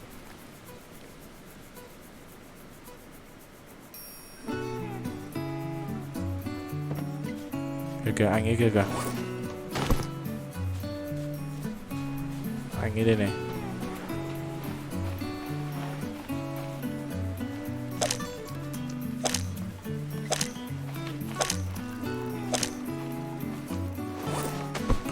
Mẹ nó quay lại nó đuổi mình rồi. Hê hê hê hê. Làm gì anh ơi? Sao anh?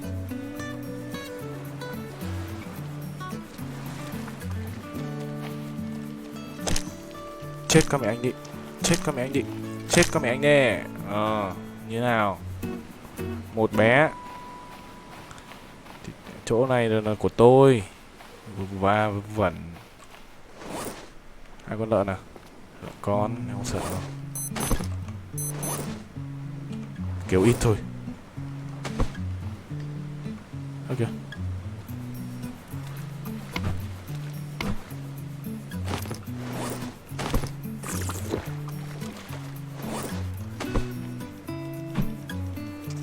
Rắn đập ăn dừa mẹ rồi.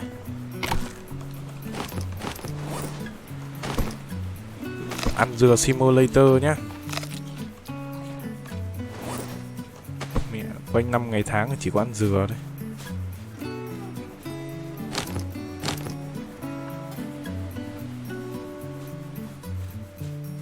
Ra ngoài này nhìn cho dễ. Chẳng may có con cua nào nó bố láo thì còn gì được.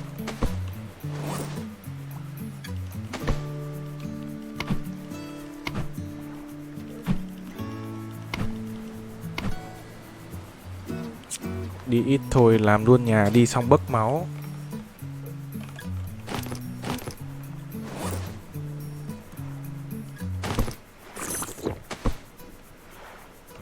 Tít rồi nhá.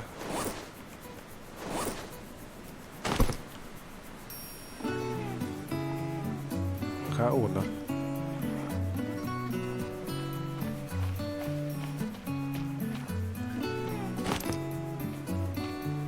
Rồi, chắc là tôi sẽ làm luôn nhà ở đây nhá. Có khi là sang bên này làm này.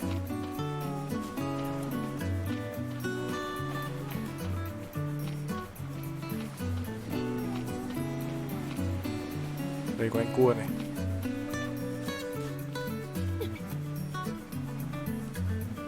Đéo gì? Đuổi đéo gì? Đuổi gì? Đuổi gì anh? Mẹ, đéo gì anh? Sao mà cục xúc thế anh? Đuổi ai? Đuổi ai? Anh đuổi ai? Em nói anh thật là câu luôn, anh đuổi ai?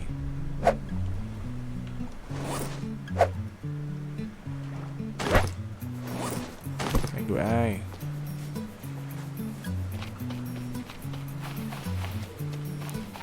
Giờ anh như nào? Giờ anh như nào? Giờ anh như nào? Giờ anh như nào? Như nào? Như nào? Như nào? Như nào? Hai bé. Hai bé à nhá. Bọn mất dậy. Cứ rình rình núp núp là bắt đầu nó ra nó chọt mình. Đấy, lên máu rồi đấy. Ngon ngon lành ngay anh em ơi. Chỗ này có vẻ hơi ấy, hơi hẹp. Nhưng mà chắc là xây luôn nhá. Để tôi chọt được hai bé rồi chứ xây luôn ở đây đi. Không băn khoăn nữa đâu. Xây đâu cho rộng nhỉ?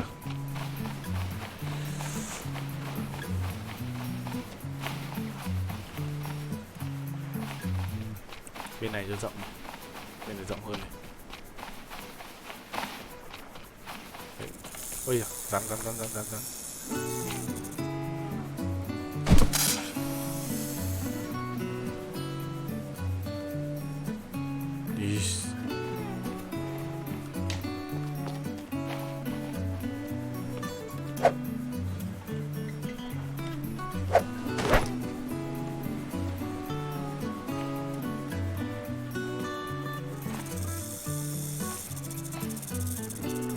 Mày nhờn với tao á. Chả bố spear đấy. Nhờn với tao. Tôi sắp bá chủ vùng này rồi. Khoảng 3-4 ngày là nó lại respawn. Ôi sao mày respawn thoải mái. Xây móng cao lên rồi lồi lõm giống nhau mà. Ok. Được. Này, trước tiên thì tôi sẽ cần một cái lọc nước. Từ từ để tôi lái cái thuyền sang bên này cho nó chính giữa cái đầu trước cái đảo ấy cho nó.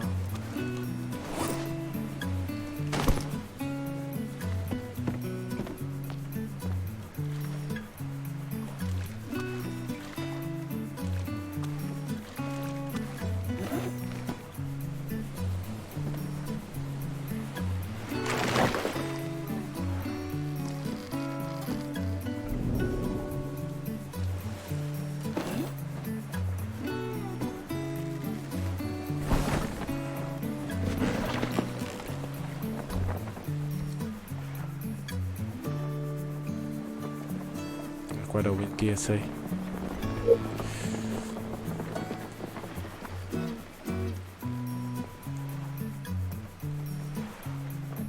Thực ra con này là con cua hay con chó vậy?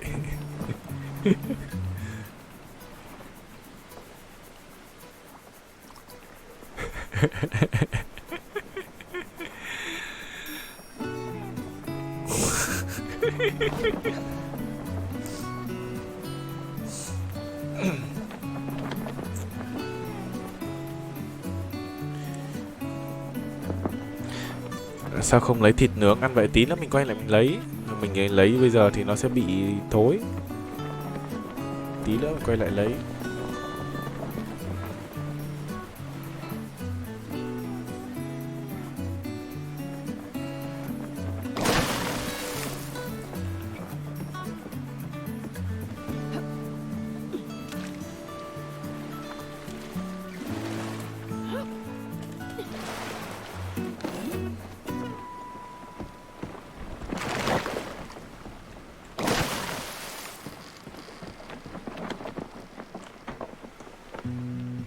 Rồi, cần lấy cái búa ra.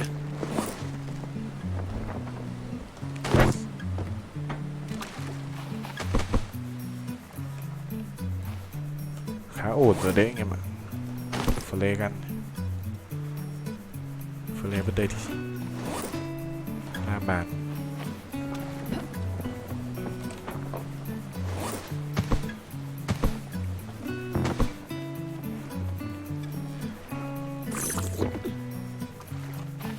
Có nhiều nước dừa quá giờ tít tít cả.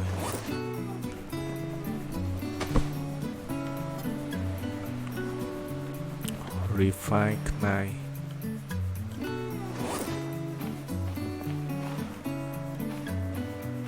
Trước tiên thì tôi sẽ cần một cái lá. Chặt cây dừa xuống đã.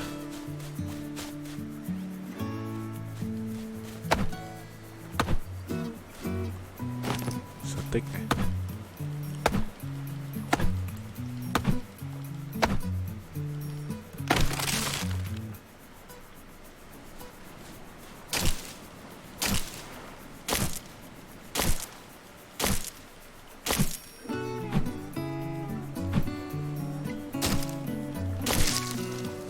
Ok, có lá. Rồi. Một cái dây thừng nữa, một quả dừa. Thực tế là 2 cái dây thừng.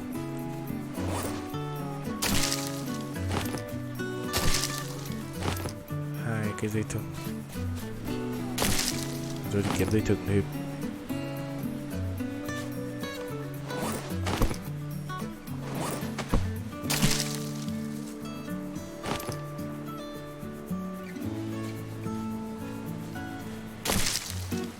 Ngon rồi, mẹ đảo này mẹ bây giờ mình bá đảo. Bá đạo rồi. Không phải sợ thằng nào luôn.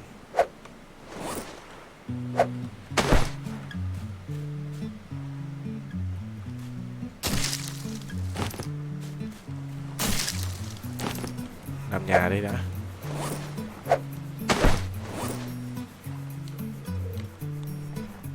Quả dừa.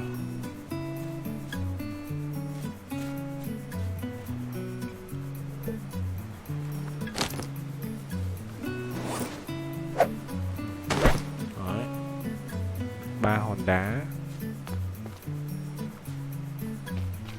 Đá cũng hiếm. Không phải chỗ nào cũng có đá đâu.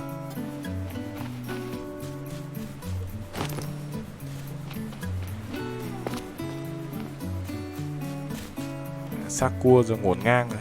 Tí ra thịt thôi. Ăn bao nhiêu thì thịt bấy nhiêu chứ không thì thịt trước thì nó bị thối anh em ạ.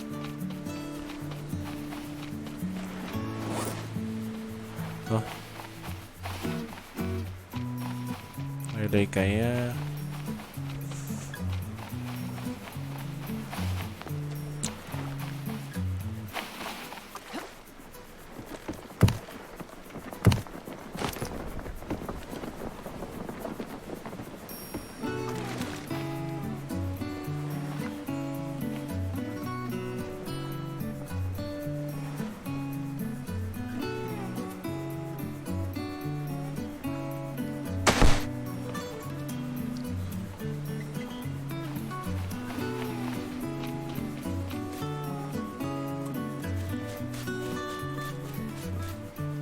lá đó.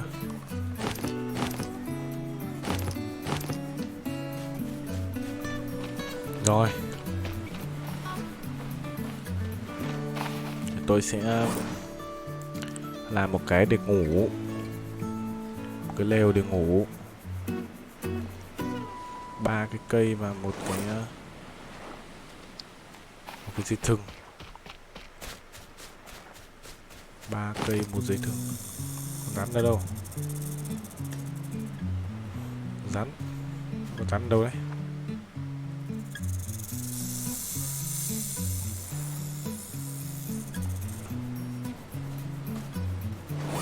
Con rắn ở đây nó di chuyển được anh em ạ.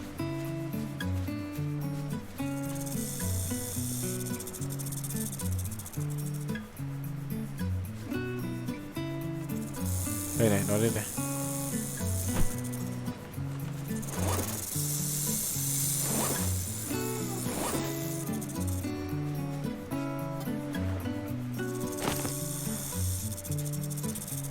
Nó gặp người thì nó cũng dừng lại thôi. Nhưng mà tốt nhất là thôi, phi chết mẹ nó đi.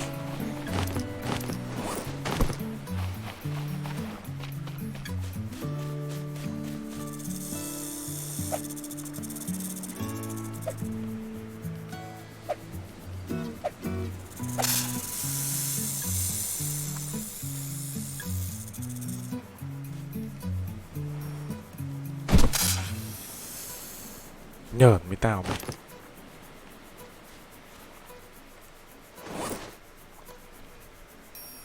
Thiếu cây đấy. Chắc thêm cây nữa.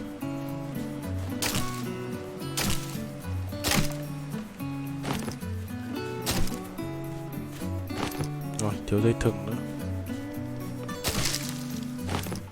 Dây thừng này nó cũng spawn đầy mà.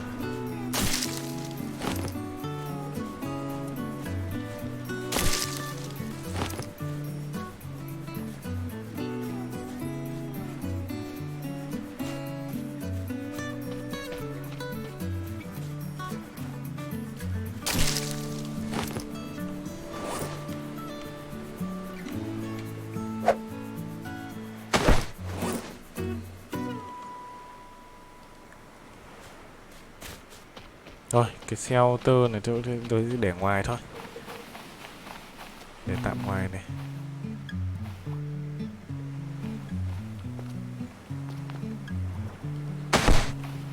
Xếp cái nhẹ.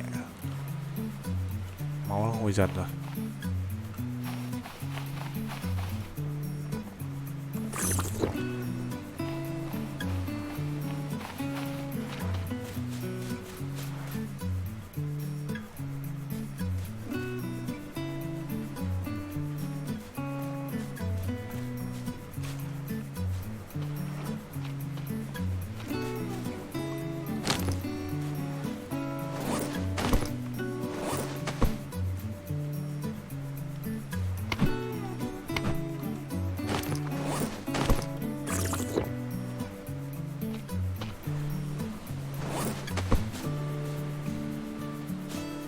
Tôi uống sắp hết nước ở chỗ này.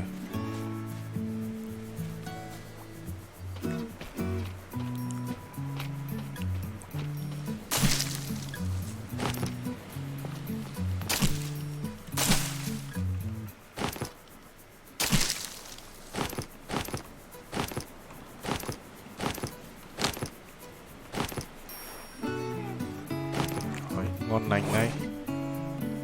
Yucca fruit này. Cái này chắc phải trồng rồi. Chắc chắn là cái này là để trồng. Rồi cây giống. Được rồi. Rồi chắc là sẽ thiết kế một cái chắc là có bếp hay là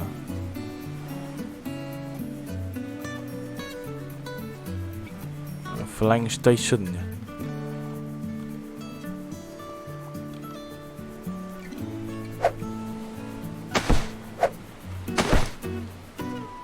Một cái búa gỗ. Một cái búa gỗ. 2 hòn đá. Cần 2 hòn đá để làm búa gỗ. Tôi đéo hiểu lấy đá để làm búa gỗ. Game logic vãi cả đái.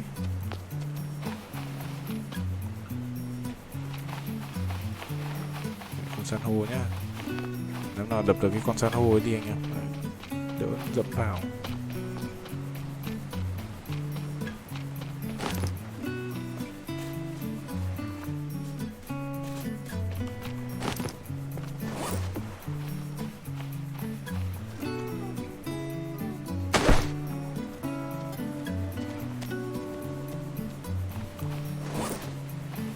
Giờ thì cần cây mới lại. Cái rìu kia.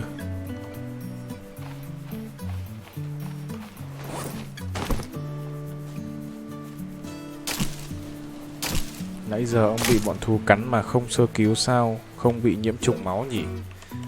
Tôi cũng chả biết. Tôi cũng chả hiểu là cái tác dụng của cái băng đết ở đây là cái gì.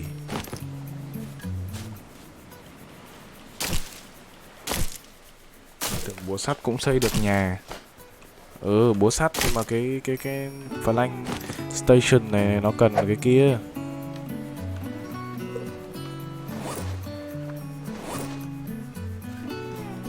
Cái plank station này nó cần cái búa đấy.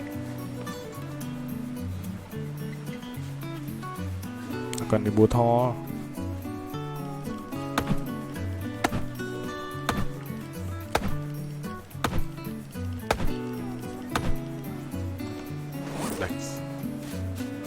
Về lấy cái refine kia.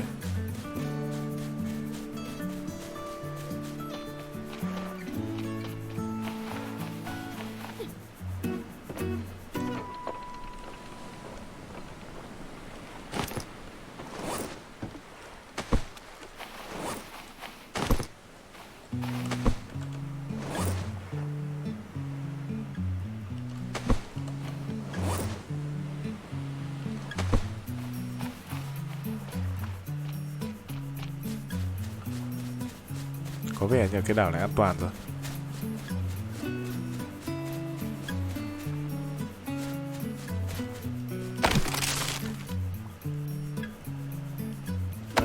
Mắc mẹ đây rồi.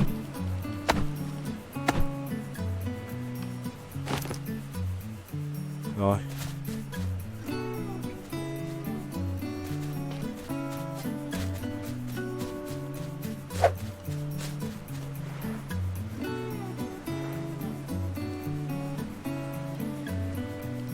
Plank station này.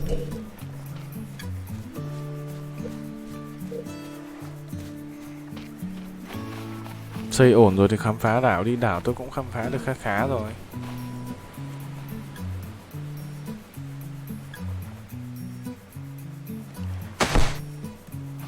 Đảo tôi cũng khám phá được khá khá rồi đấy.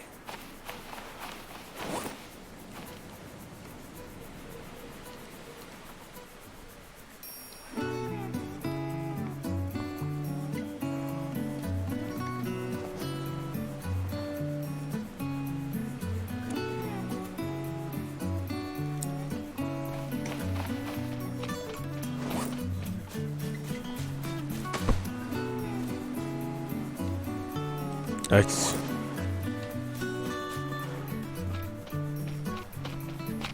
Lúc này lại cần thêm một cái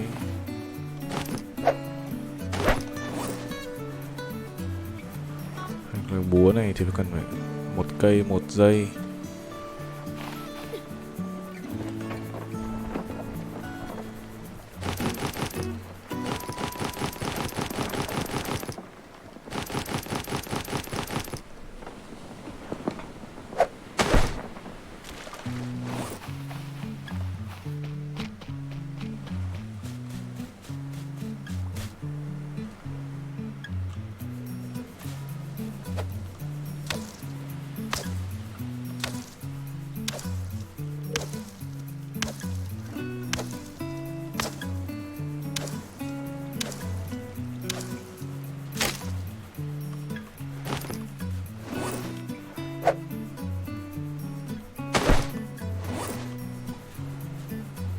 Ngủ cái nhỉ.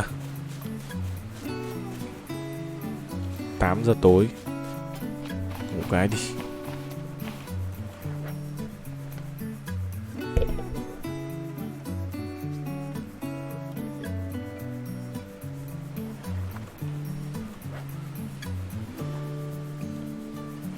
Năm giờ sáng.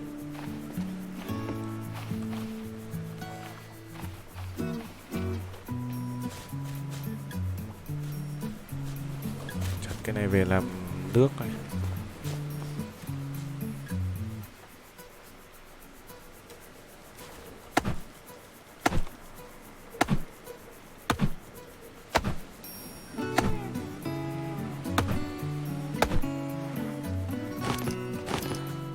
Ủa? Cái tán lá đâu ta?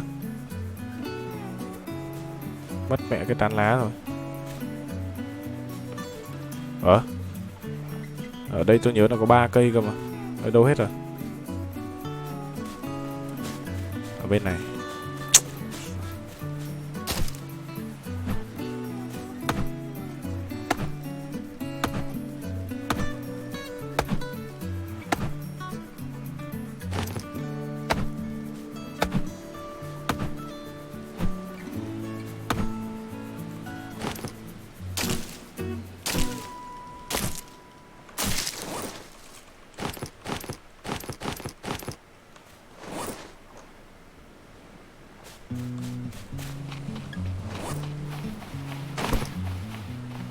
Rồi, cho vào con nước ngay.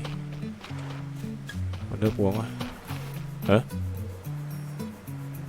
Con rắn chết rồi mà nhìn như kiểu là vẫn đang sống ấy. Sợ vãi liền.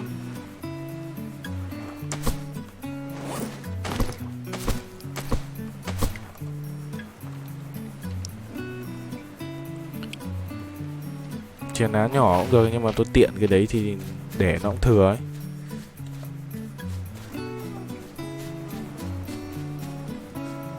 Được rồi, đổi flank đã. Xẻ flank ra đã.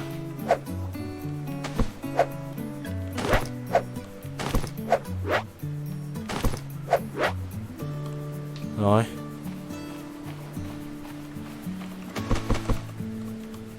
Xem nào.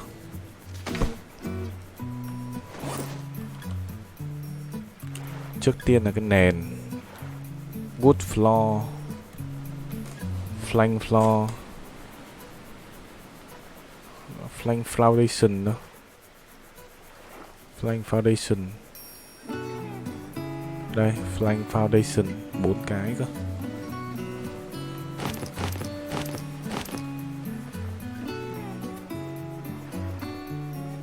Flank foundation.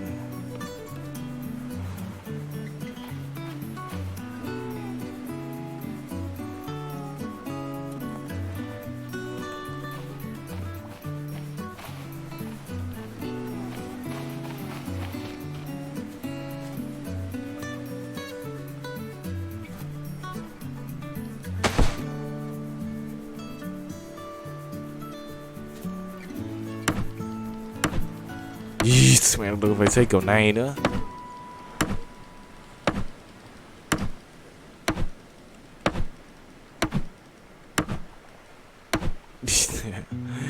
Cầu kỳ ra cớm ấy.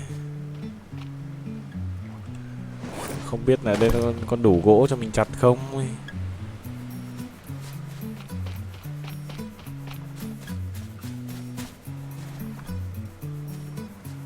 Cây nào cao thì chặt. Cây này cao này.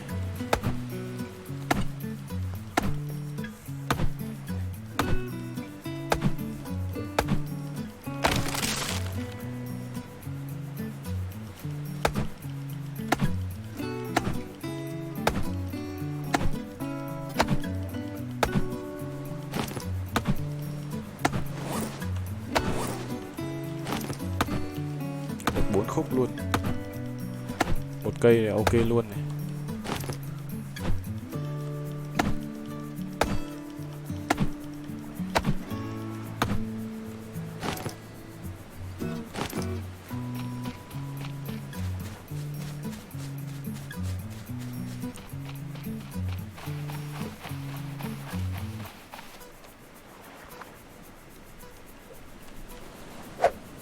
Làm cái nhà như thế này thì gỗ đâu cho ông nhiều thế. Ôi mẹ, thiếu thì ra bảo khác, cái thiếu gì. Thiếu ra đảo khác.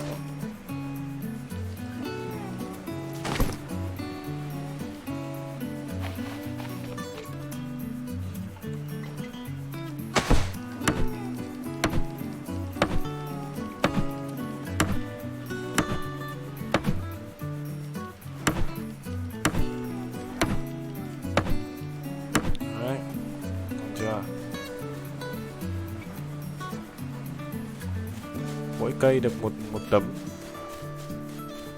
Làm 4x4 chắc là ok rồi.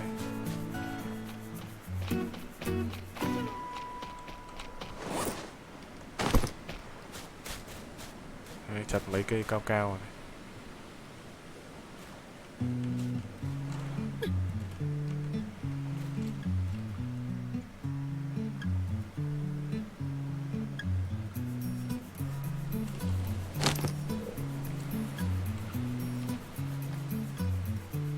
Trèo thật phết này.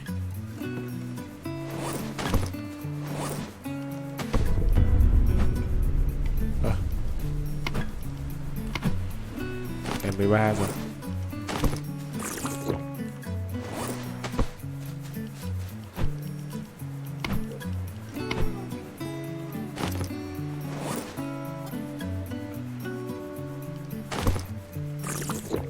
làm nhà vuông trước, xong sau này kiếm được nhiều thì làm nhà ngang. Thì tôi làm cái nhà 4 ô thôi. 4 ô chắc mất thêm 4 cây này, có 2 rồi, đây là thêm 2 cây nữa.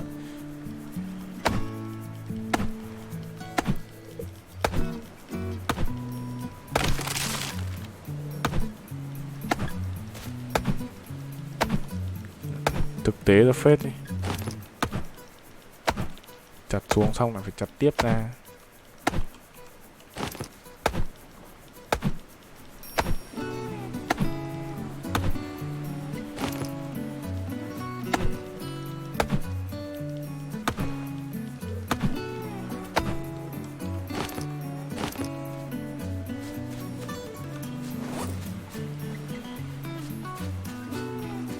Rồi mình có thể kết hợp thêm tôn nữa.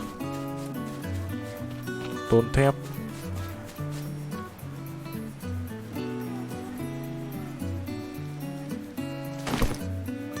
Đây này. Có thể kết hợp với tôn thép nữa này. Làm mái mủng bằng tôn thép cũng ok.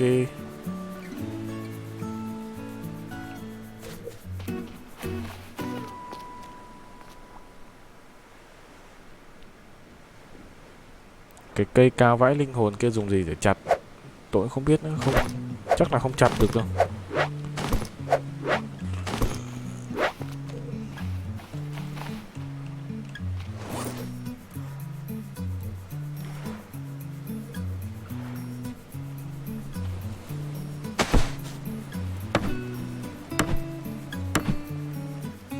Cây cho nó làm cho có thôi. Đấy, tôi chặt thử rồi.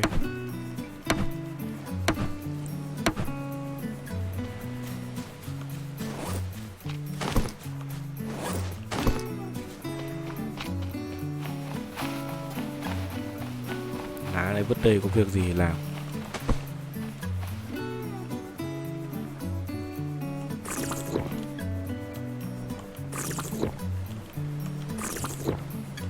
Ôi, phun máu rồi đấy.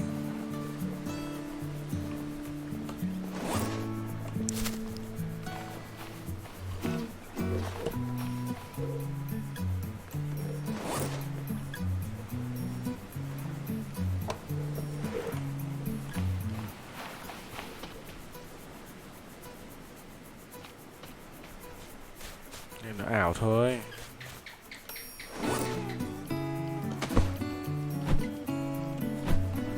Không tương tác được. Trong này có đá đây này, rock đây này.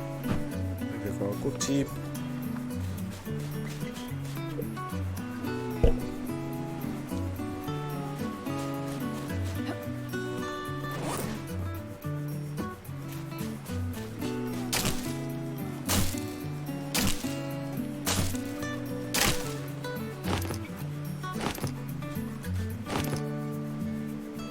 Chặt luôn mấy cây này cho nó quang.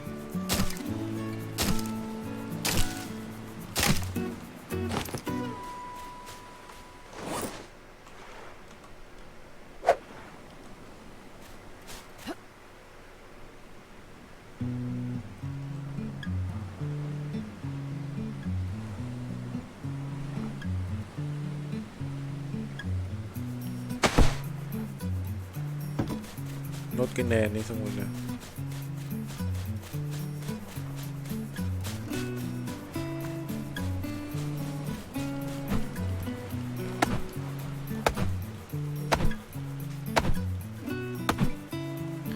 Lâm tặc khai thác gỗ không phép nhá. Rồi báo công an. Tôi đang trên đảo đây. Làm gì tôi? Tôi trên đảo đây. Lên này, bắt này. Đang đéo nhau. Làm xong rồi thì lên đỉnh xem có gì. Đỉnh nào?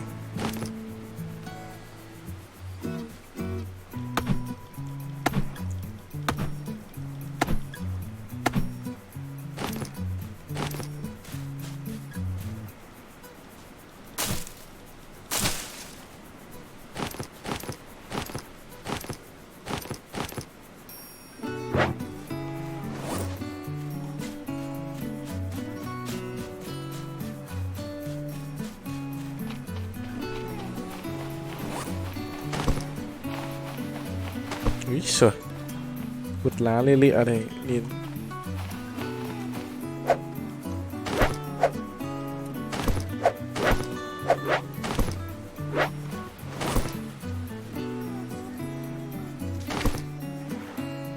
Foundation.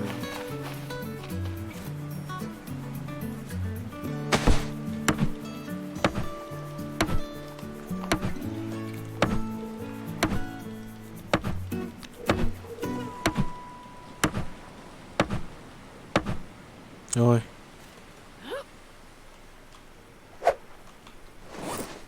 Mưa mẹ rồi.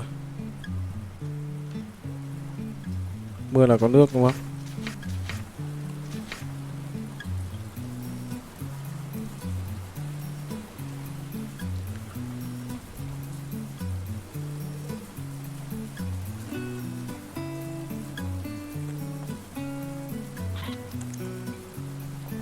Đâu nhỉ?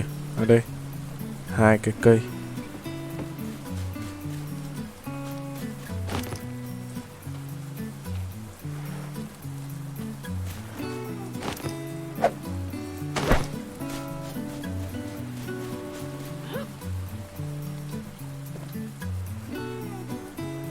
Cua đâu nhỉ?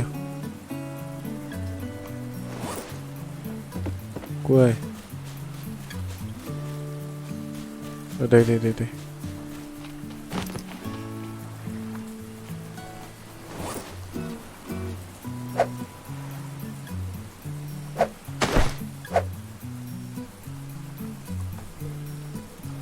Chưa có dao.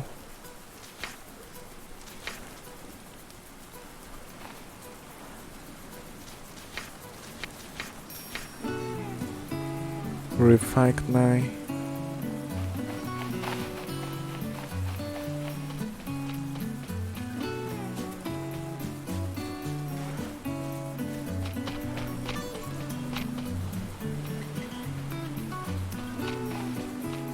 Đá đây.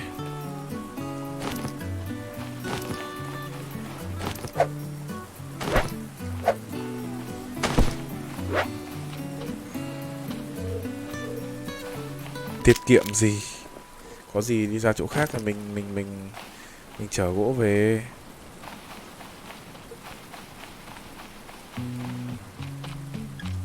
Tàu mình giờ nhiều hòm mà, nên mình chở được nhiều. 9 cái hòm, được full 9 cái đấy mẹ. Tha hồ. Chặt đầy 90 khúc gỗ vào đấy. 8 99 9981 80 khúc gỗ vào đấy mẹ, xây nhòe mẹ luôn.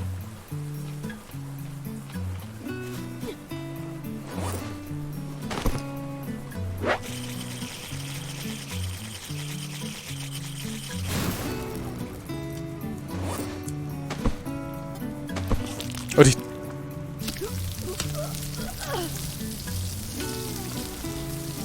Mẹ ấn nhầm mới điên. Lú thật. Thật anh ngang ngang dọc dọc thế này.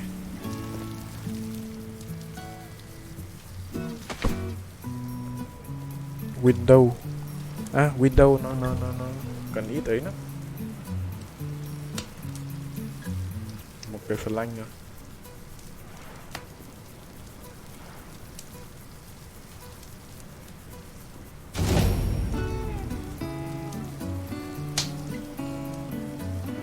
Tường gạch này.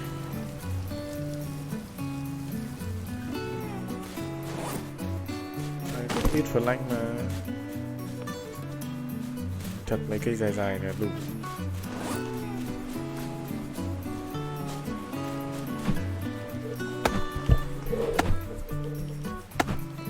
Là 4 cái xung quanh.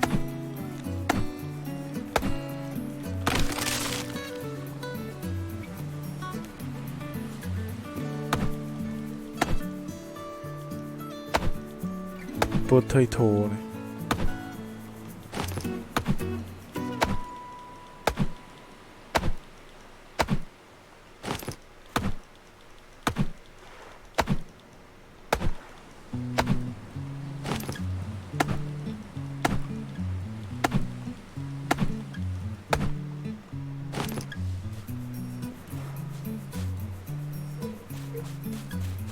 Đừng làm cửa ra vào. Tôi làm cái tường thôi. Cái tường cửa sổ cho nó rẻ. Tường cửa sổ nó cần một flank cơ.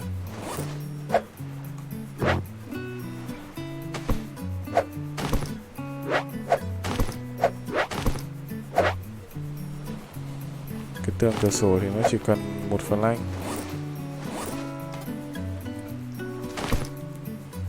Cái này này.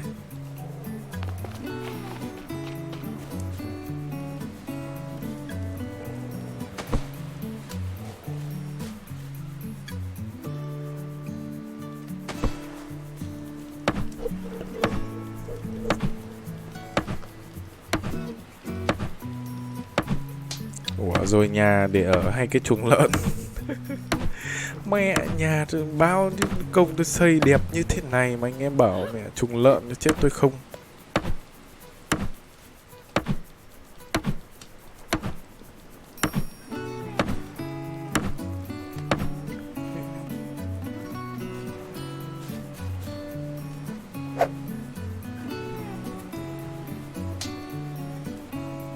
Flank hardwood.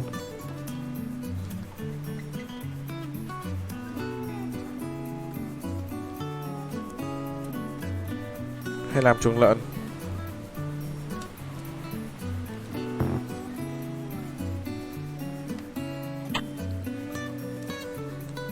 Chẳng lẽ tôi làm chuồng lợn mẹ luôn.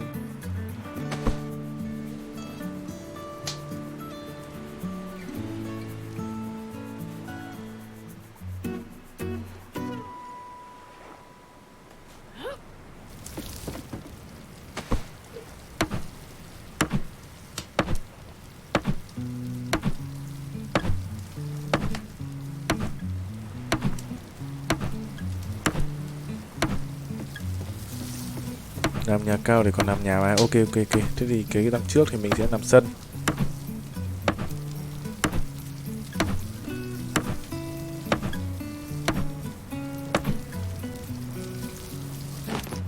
Gì đây? Điều ngon lắm.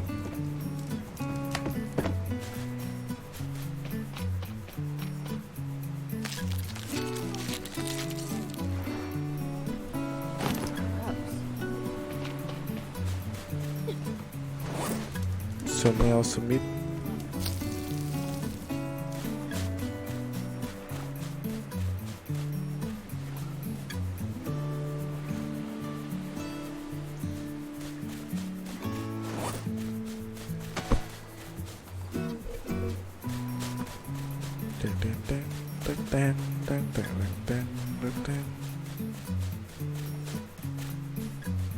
Chặt sắp quang mẹ hết cái đảo rồi. Cái đảo này sắp nhẵn thín.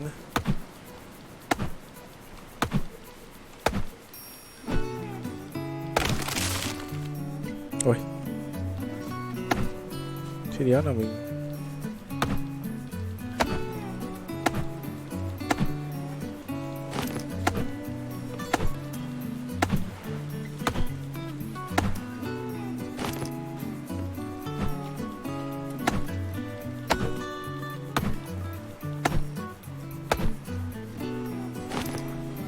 Ngon rồi.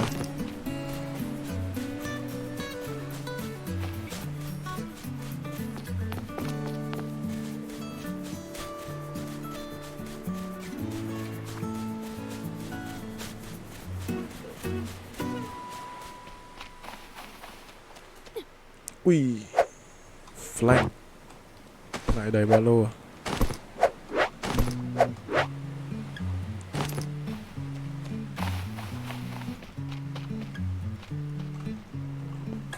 Thang. Mình làm cái thang không?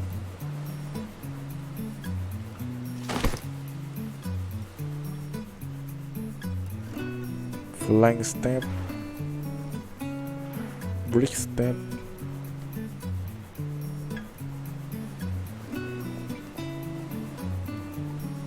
Không có máy á.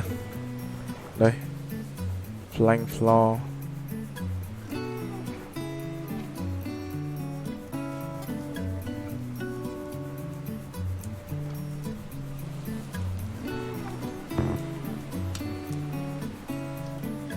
Hay là mái tôn nhỉ?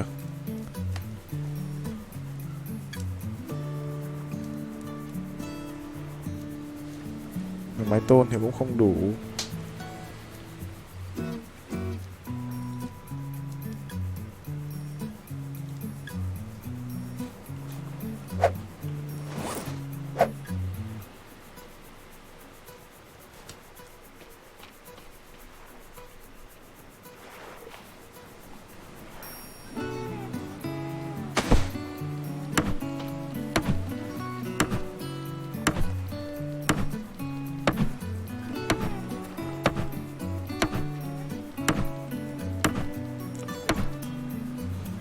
Còn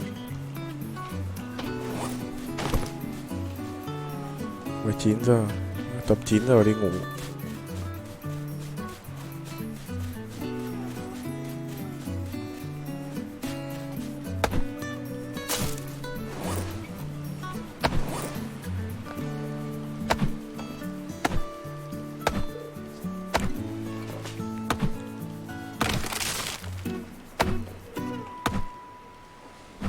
Đâu rồi?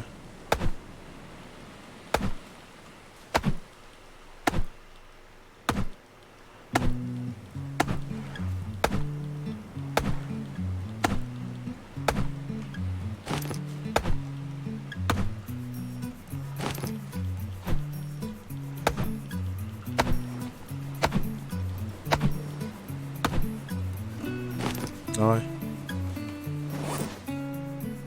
Full mẹ luôn à?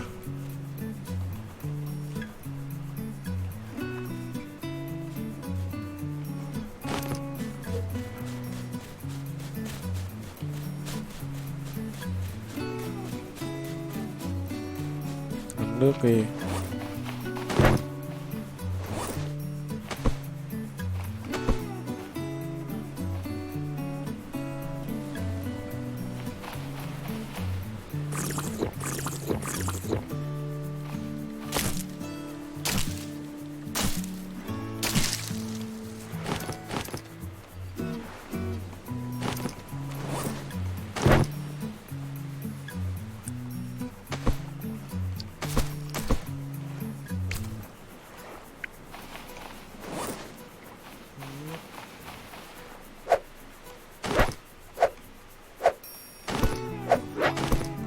Thiếu floor đấy. Máy lá. Làm mẹ máy ấy luôn cho nó bố đời. Đây, máy đây.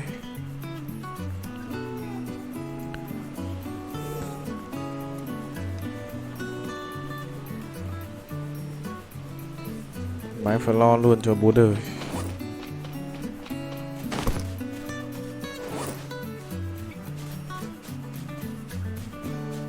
Không thì máy ấy cũng được, máy gỗ cũng được. Làm cái máy gỗ đi. Máy gỗ cành nhỏ ấy.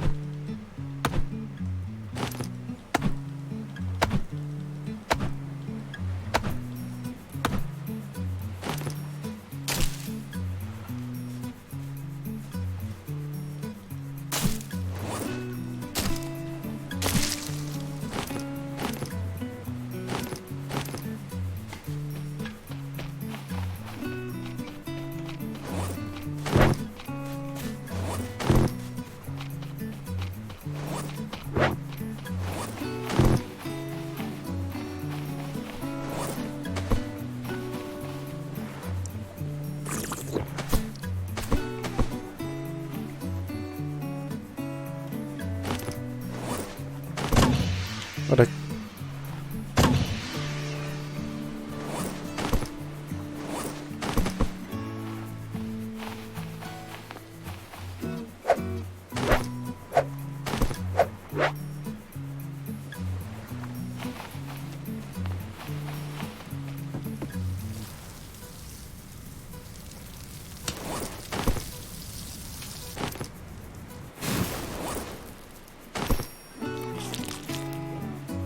Ngon.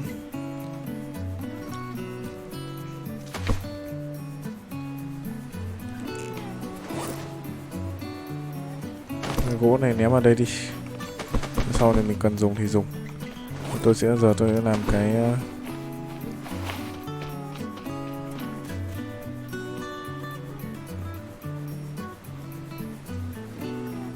làm đơn giản, sau lên tầng mới thì cần hoành tráng.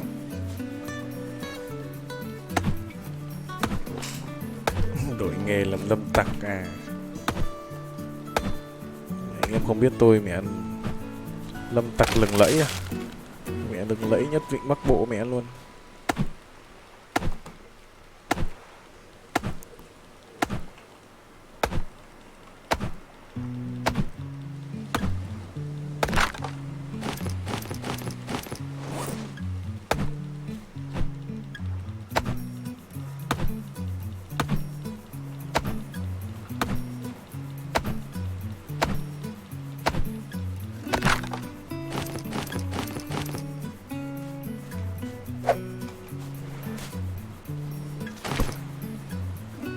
Mái gỗ này.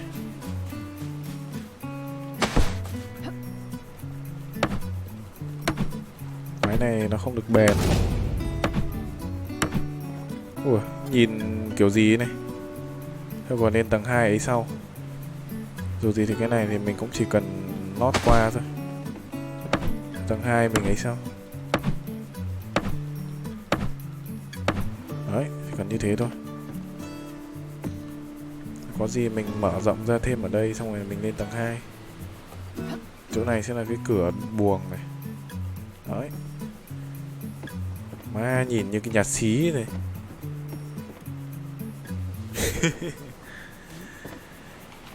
Ok đấy.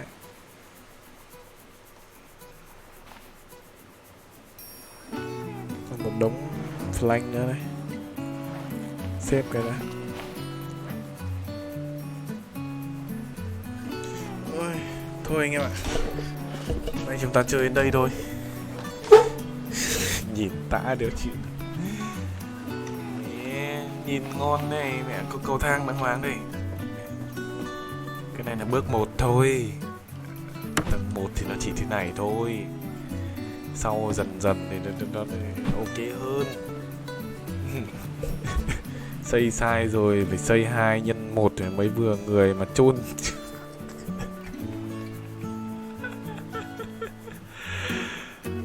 Đấy. Thôi, có khi hôm nay chúng ta chơi đến đây thôi anh em ạ. Rất là cảm ơn tất cả anh em đã theo dõi và ủng hộ.